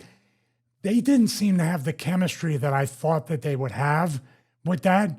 And then they had the two girls run out, the one for Athena and the one that came to counter and chased her to the back. So once again, we either have fighting spirit in almost every match, back and forth, fight forever, or somebody coming out to interfere, then somebody else coming and chasing them off. So lots of repeated angles, storylines, spots, finishes within the pay-per-view, but they didn't really have the chemistry when it came down. Now the people, obviously, if Pat Patterson would say the people want banana, when Toni Storm won the match. So that's all that really counts, the pop at the end. But it was a very how can I say? It didn't feel as improv as what Toni Storm usually does to include her character in the match. She sure came out. I mean, she came out with the old like Revolutionary War outfit and powdered, face and all that stuff. But outside of that, the presentation, the identity of the match didn't really come across. They were wrestling. They were trying to out wrestle each other, but it wasn't as entertaining as some of the stuff I saw her do before. And you didn't see it, so you have to take my word for it. Didn't ask you for a Gareas rating on that either. I'd probably give it compared to the last one, it wasn't as good as the Mercedes Moné Toni Storm one, but I would probably give it somewhere in the way of 3. Hey, because technically it was a sound match. It didn't feel like some Toni Storm would put out there as the character. Next up, MJF versus Hangman Page. Now, this was... Let's not even talk about the match just yet. Let's talk about the build-up to this match. So a couple of weeks beforehand, Adam Page and MJF in a talking segment. Page outsmarted MJF. He'd already won his, basically his version of Money in the Bank, where he gets, a title shot in the future. And Adam Page says, basically goads him into using it so he gets the title shot against Adam Page. So therefore, he can't ask for a rematch or just, use the contract, I guess. And then a week later, which was this past Wednesday, there was a segment. MJF then goads Adam Page into giving MJF a title match, but not letting him cash in their version, the casino gauntlet, championship opportunity, whatever you want to call it, by threatening to set Mark Briscoe on fire. What do you think? That's one way to do it. I've seen a lot of people, and I didn't know Adam Page and Mark Briscoe were such BFFs. They're like brothers. Where's that story? Is that story, did I miss that? I think I might have missed it as well. I mean, he has great empathy for a fellow human being. He doesn't want to see him lit on fire. I think the irony is, and maybe this was where MJF is overthinking it in an entertaining way. What did Adam Page do to Swerve? Set fire to his house. I mean, you might be splitting hairs, but it might be ultra super psychology. But lighting a human being on fire for a title shot where you don't get the cash. Do you think that's like what Vince McMahon used to call creative liberty? Like, we booked ourselves into a corner. We don't want him to cash it in because he's doing the job. How can we do it? Oh, there's a gas can over there, and there's Mark Briscoe. Let's combine the two. It's like a Reese's peanut butter cup. Hey, do you know what's even worse, right? Is that I don't know if it was during the show or after the show.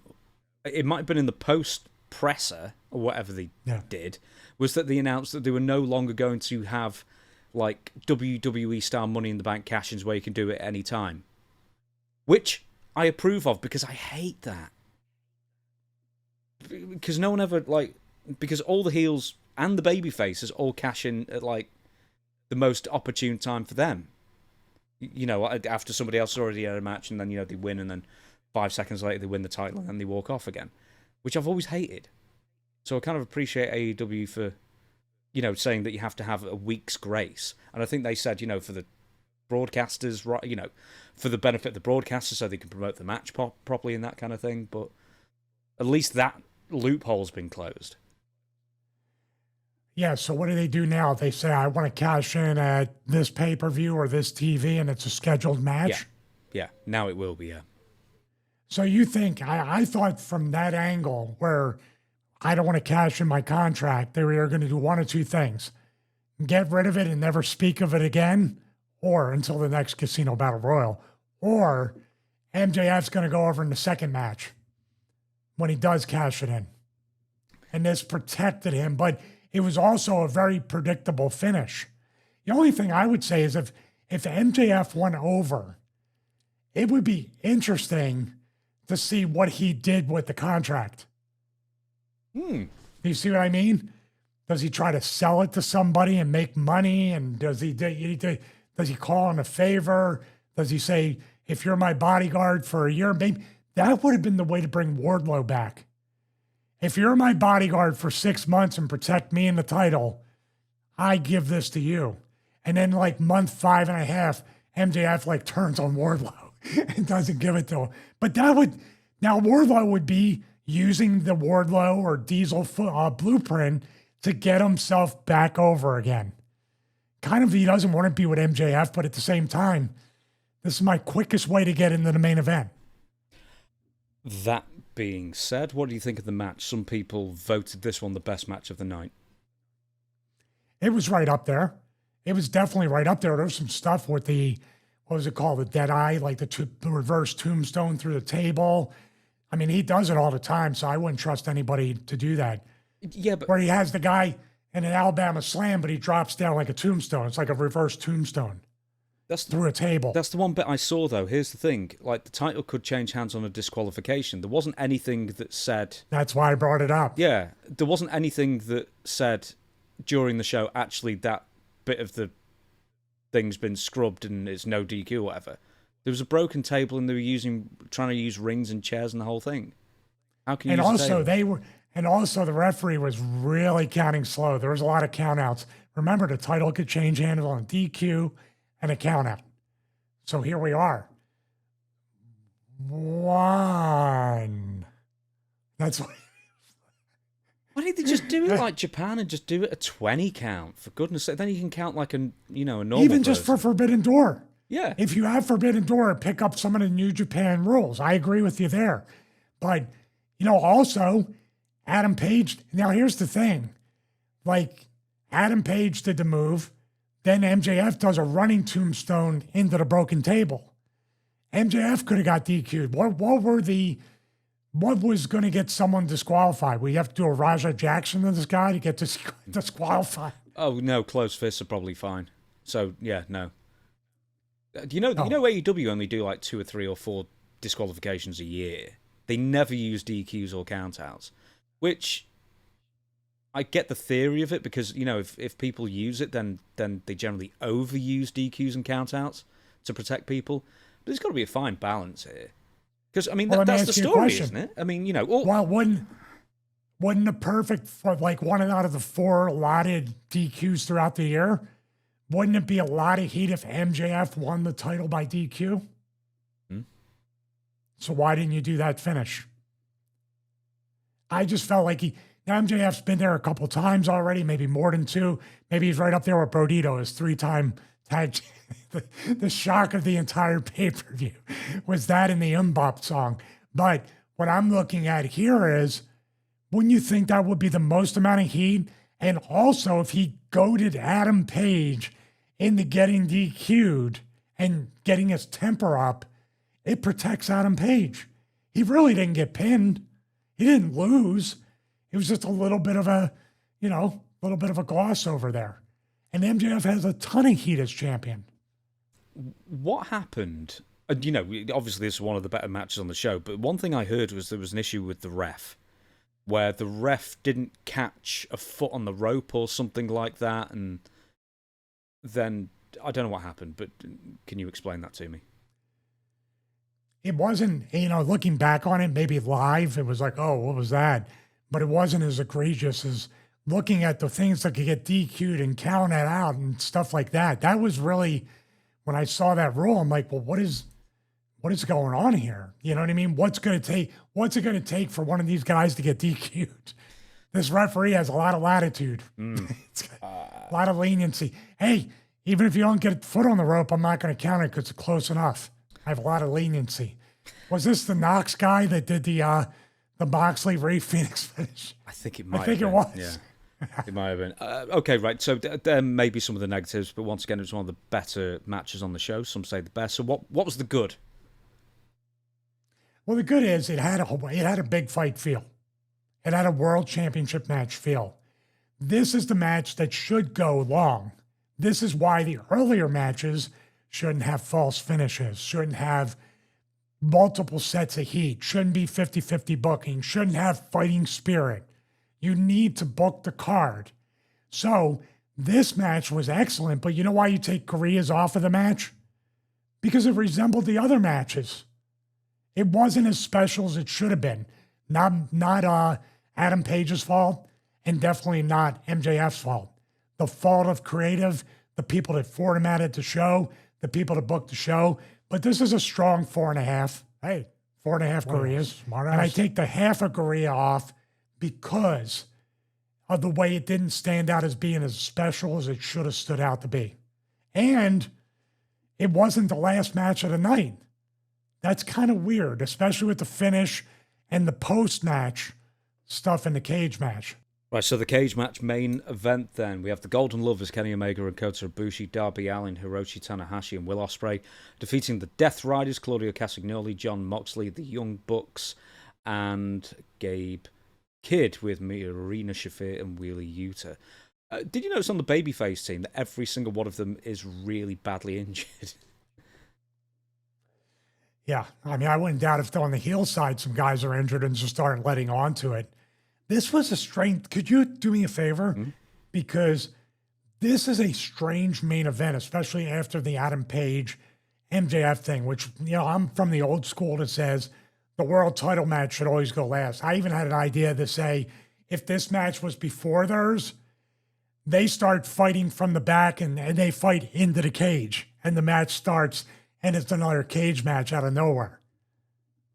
Do you, I'm trying to think of all the injuries. Sorry, I was trying to look up injuries as well.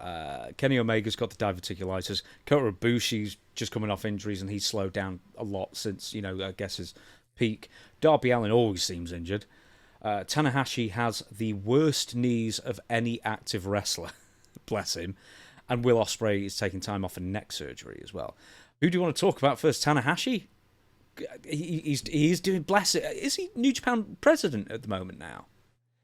He was what they called their ace. I think, you know, the ace of New Japan when he was wrestling. I think he was in the office over the past few years too, right? Yeah, he's been transitioning. He serves as the president and representative director of the promotion, and he's an active wrestler. So he's basically on his retirement tour now. But like, bless him, like him just walking down, whether he likes it or not. Yeah, right. Yeah, that's one of the. Do you know who that reminds me of? Is not Great Kabuki. Who's the other one with the mist? Oh, Muta. Muta, yeah. He is moving just like Muta now. I could watch when he was standing there and appealing to the crowd. His knees looked like they were buckling as he was just standing there. Did you notice that? And he does the high five flow splash towards the end. It had to be the finish because his knees probably exploded into the 8th row. It's like, oh my God. What does that to somebody's knees more than anything else in wrestling? What move just crushes your knees? The splash would be one if you want to protect your opponent. I would say probably if you took a stunner, you're dropping to your knees. Yeah, anything, if you have bad knees, it's like a bad back. No bump is going to feel better or worse than another bump. Even running the ropes, or say someone takes a bump around Tanahashi, and it's just the ring goes, you know what I mean? And also that leads to hip trouble, back trouble. His knees, man, I mean, he's been splashing people in that New Japan ring for what? Well over a decade or two? Good Lord. So, the cage match main event, you said beforehand this was just a weird match for you. Went over 30 minutes. We also talked about how wonderful Mbop was to hear, which helpfully, who was it, Tony Schiavone or Bryan Danielson or whoever, it said, oh, this is the song they first used as a tag team. Because I don't think even 1% of the people watching the pay-per-view would have got that reference. But do you see what I mean? There's certain things where AEW and wrestling in general gets so cute. And they were like saying, well, this is the first song they ever came out to, you know, in their as a tag team. And you're like, okay, where was that? You know, when was that? Do you see what I mean? They expect you to kind of know it. They get too cute with that kind of stuff. And, you know, I love the song. I mean, we reviewed the song. It gets 5 Koreas. But you know what's weird about it? A cage match is usually a blood feud, a climax to a blood feud. And people are going to get hurt further. People are going to get injured. People are going to get stretchered. But it felt like, you know what it felt like? When they were coming out to Mbop and they're cutting to the cage with people in the cage, it reminded me of a PWG show where everybody's just having a good time. Mm-hmm. The guys in the ring are laughing at this. Then we got the gummy bear spot, which you loved, and other things. But there was too much of wink, wink, nudge, nudge. We're just trying to pop you guys in the ring. We're just trying to do something silly, but we're also going to try to kill this guy. Do you see the The disconnect? Yeah. I did like the gummy bear thing. I thought it was funny. Because at least they're meant to be figures of fun. And, they did the whole thing with eating it. But what I'm saying is I appreciate and I'm entertained by the spots. But in the end, if you're expecting me to be sympathetic towards Will Ospreay, who's laughing with the people that are going to basically break his neck and take him out, that's a disconnect. You have to be uniform throughout the whole thing. You can't have a comedy cage match. Well, it's funny that we went to the gummy bear thing to Jon Moxley stabbing Darby Allin's ear with a fork. That when you say disconnect, that was pretty stark contrast. Now, I'm going to put this to you, Stevie. When Jon Moxley took that suplex or whatever it was onto the barbed wire nails kind of thing, apart from the fact that he could have killed himself, that was really, really unbelievably stupid. Now, no one's going to die of a twisted earlobe kind of thing, but it was, in a way, just as gruesome. But it didn't offend me anywhere near as much because it was on pay-per-view and not on free TV. Is that the line for you as well, or do you just prefer not to see this kind of thing at all? It all depends on what they want to put in the match, but I'll tell all the workers in this match, the disgusting nature of the fork in the ear is counteracted by everybody laughing at the Bop song and the gummy bears. You're telling me right away you guys are friends.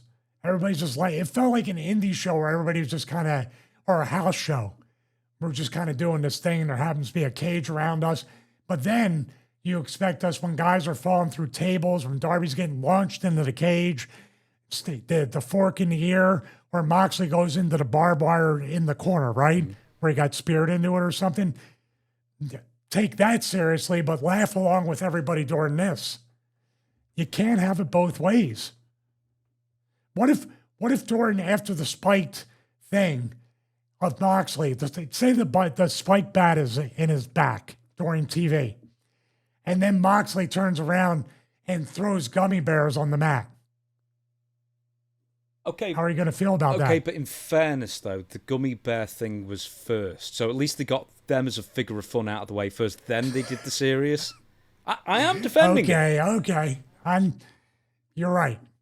You're right. And in theory, putting the gummy bears before a fork in the ear means you're going and raising the level of violence. But then again, I just know these guys are mostly all friends.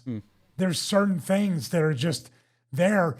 And this is something where you're ending the cage match is also the end of a gimmick. Now, obviously, Ospreay has to get neck surgery.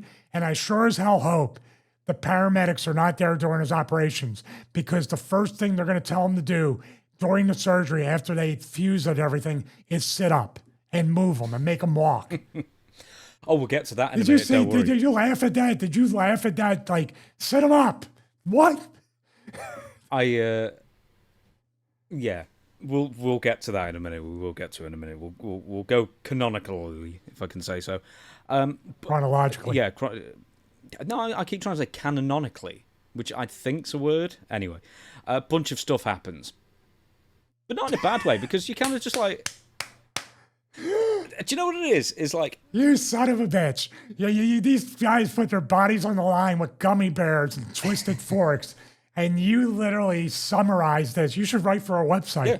Bunch of other stuff happens. It's in the notes. Go to Patreon. He wrote it. Here's the thing, right? Now, if you just sat at home, wanting to not enjoy a match like this, that's fine. But the thing is that I always think these matches are for the live audience only. Because, at home you've seen 100 of these before, but if you go see it live, that's all you want to see, and then you really get into it. So my theory is that it's better for the live crowd for one of these, stunt show kind of matches than it is for people who kind of watch the same thing over and over again every few weeks, I suppose. Which is why I sort of like watch it with that in mind, and that's why I enjoy these ridiculous stunt show matches more, because I imagine myself in the crowd really enjoying it. But that being said, Well, let me ask you a question. Yes. Let me ask you a question before you go into the bunch of other stuff that happened. I can't remember any of it. I didn't write any of it down. That's right up there with the sticky face pie. There's the problem. Do you see what I mean? Like, these guys are legitimately getting hurt, but it's a bunch of stuff that happens, and maybe not even for the people at home. Tanahashi climbed the ladder, and then everybody coaxed him down again. That was nice. It was nice. It was respectful. They all want to get booked in New Japan. That was more memorable, in fairness, than most of the other stuff they did. The Gummy Bears coaxing Tanahashi down, and also, was it a bit weird? One thing, actually, the barbed wire thing, how they revealed the barbed wire board was weird, because they'd already shown it on camera, but not on a close-up. As soon as they did it on a close-up, everyone went, ooh, and cheered. But before then, it was right there, and nobody reacted to it whatsoever, which I thought was weird. Maybe it wasn't on the big screen for people to see. Yeah, I think the crowd, like you said, for the live crowd, just like that Michael Oku bump, like most of the people didn't see it because they can't see that part. Only 3/4 missed that on the 0 Hour show, on the pre-show. But I was going to ask you, though, you're looking at this, and let's get to this spot. You just put it in after a bunch of other stuff happens. Who told Wheeler Yuta, or did Wheeler Yuta tell himself, I want to recreate the Undertaker Mick Foley bump from Hell in a Cell? That's exactly. And the masked announcer said, I'm staying right here. I got the best seat in the house. He refused to move that dude. He was the Japanese version, I guess, of Excalibur, because he was wearing a mask as well. And he just sat there where the like the woman and the other guy at the Japanese announce table scurry for their lives, and this guy just sat there, like that. And then they landed on him, and I think his knees kept that table from exploding, because the table didn't disintegrate under Wheeler Yuta and whoever. No, as a matter of fact, Wheeler bounced off and kind of slid into the guy's lap. Yeah. They cradled him like a baby. He should have been in the match. He gave him some gummy bears. Fed him gummy bears. There was also the Darby Allin, Gabe Kidd going to the, what I like to think of TLC 1 stack of tables in the entranceway, in the aisleway. You're shaking your head at me already. Well, I'm shaking my head because the bump that they took, they still overshot the bump, just barely hitting the tables, and came down on a 45-degree angle and got stuffed into the floor. Now, you might look at it, I've been on top of that lethal lockdown cage and holding on for dear life. It's scary. So when you're up there, you think those tables are far enough, but they weren't. When you looked at it, I looked at it, I go, the tables, unless you're throwing Darby like with a press slam, just kind of forward, not out, it's good. But both of them taking the Devon and Jeff Hardy bump, or the Bubba and Jeff Hardy bump sideways through there. It was Bubba and Matt, or Bubba yeah, and Jeff. Bubba and Matt, wasn't it? Yeah, Bubba for sure. Bubba for sure. But Devon took the big one from Jeff with the swanton off the crowd. I remember that. But those guys could have very easily just brushed their legs and took a bump like the guy on the pre-show. That's what I mean. And if so much, like you said, a bunch of other stuff happens, is anybody going to remember this spot if it's not replayed a million times by Wednesday or by the next pay-per-view? Nope.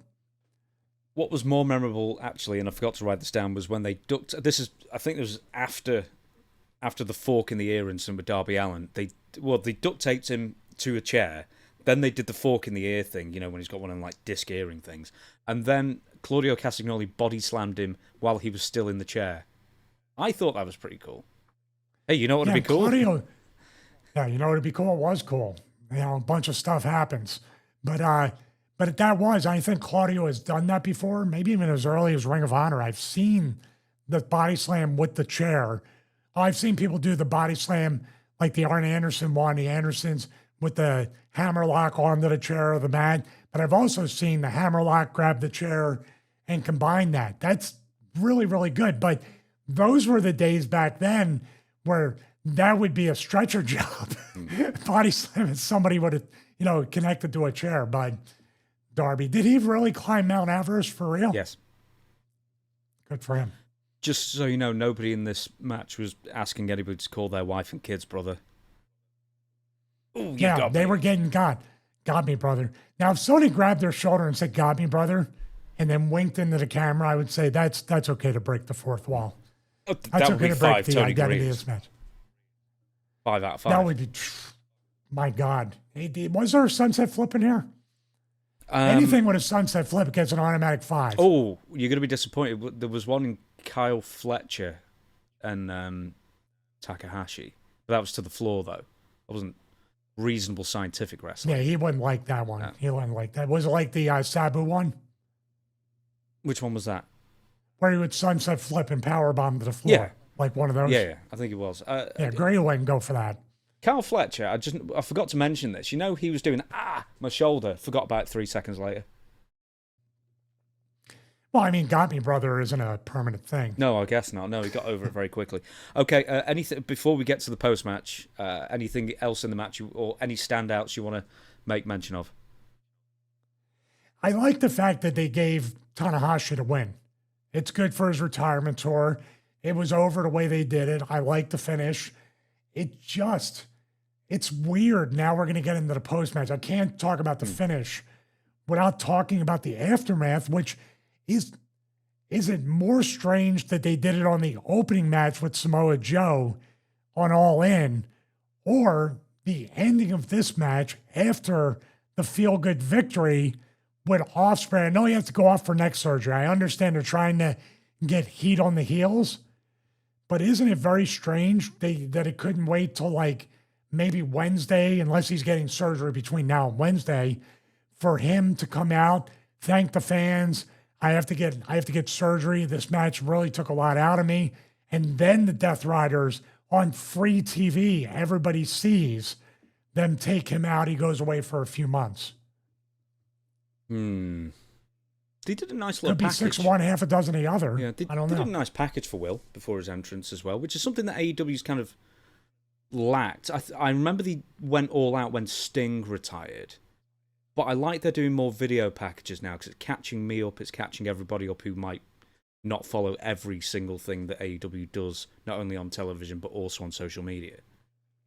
Yeah, speaking of which, with the Nigel Johnny Saint chess package, they should have showed some classic World of Sport and they should have showed different things to show who Johnny Saint was and Johnny still Saint? I is. thought it was Tony St. Clair. Am I going mad?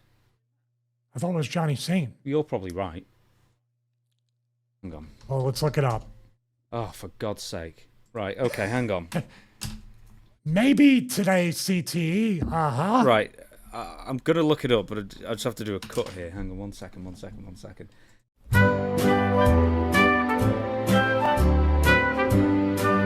There's Nigel McGuinness and Johnny Saint. Yeah. Damn it. Come back now. Right, because I put Tony St. Clair down there. So was Tony St. Clair just the wrong saint? I don't even know if they even mentioned Tony St. Clair. Aha, not today, CTE. Damn it. Anyway, well done. I might have to edit that out, but I'm not going to. Nope, you're leaving it. All right, then. Leave it. Okay, right, so is there anything else to add here, unless it's just a Tony Gareas out of 5? Well, I'd still give it, for what they did, I'd give it a 4.5. The only thing would be mixing the identity and the danger of the match with a little bit of comedy, like too much wink, wink, nudge, nudge comedy, where it's over the top. I don't think the Gummy Bears and the Umbob music I love. Why are you giving this 4.5? You're giving this a 9 out of 10. You didn't even really like anything in the match. Why you give it 2? I know this is your rating. I like a murder hour every bit as much as you. I like a car crash that I'm not involved in.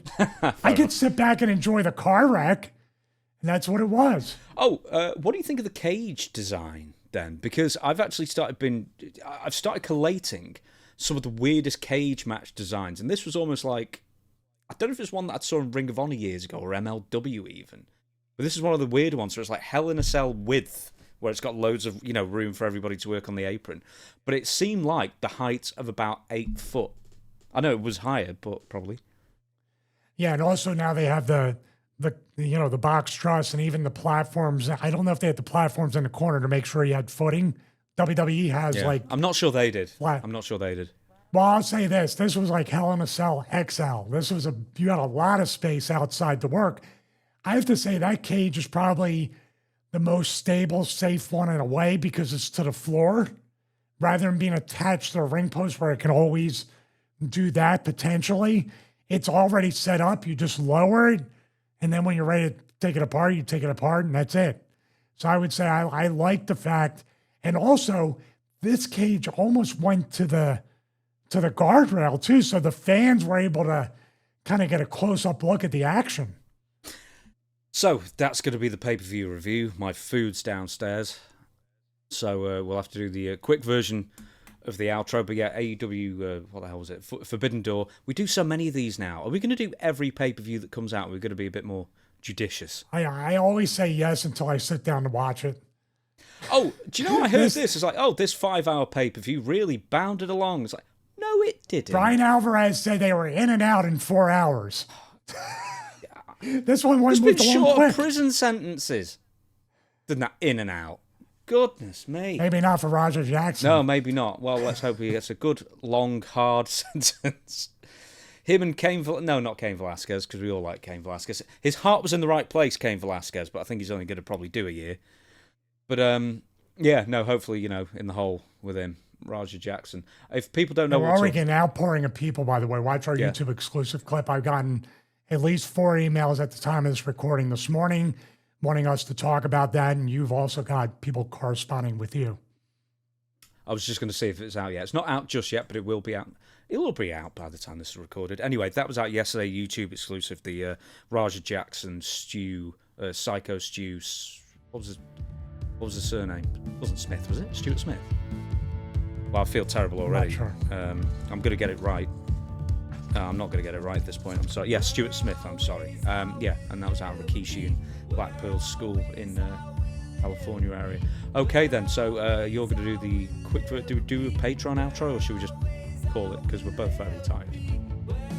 Well, we definitely want to thank everybody at Patreon and give them a shout-out. All the names that are coming up here. Chris is going to give some B-roll. Who knows? It's always a crapshoot here at the Stevie Richards Show. But we want to thank everybody here on YouTube for subscribing. Click the bell to get notified. Please comment below and make sure, say Johnny Saint for James' sake.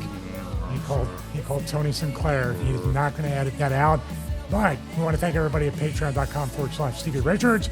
Right now in the middle of the WCW series of episodes. Lots and lots of compilation WCW watch-alongs.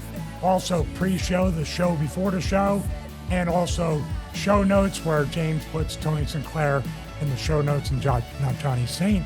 Catch those and a lot of other things. You can get a lot more ahas at patreon.com/Stevie Richards.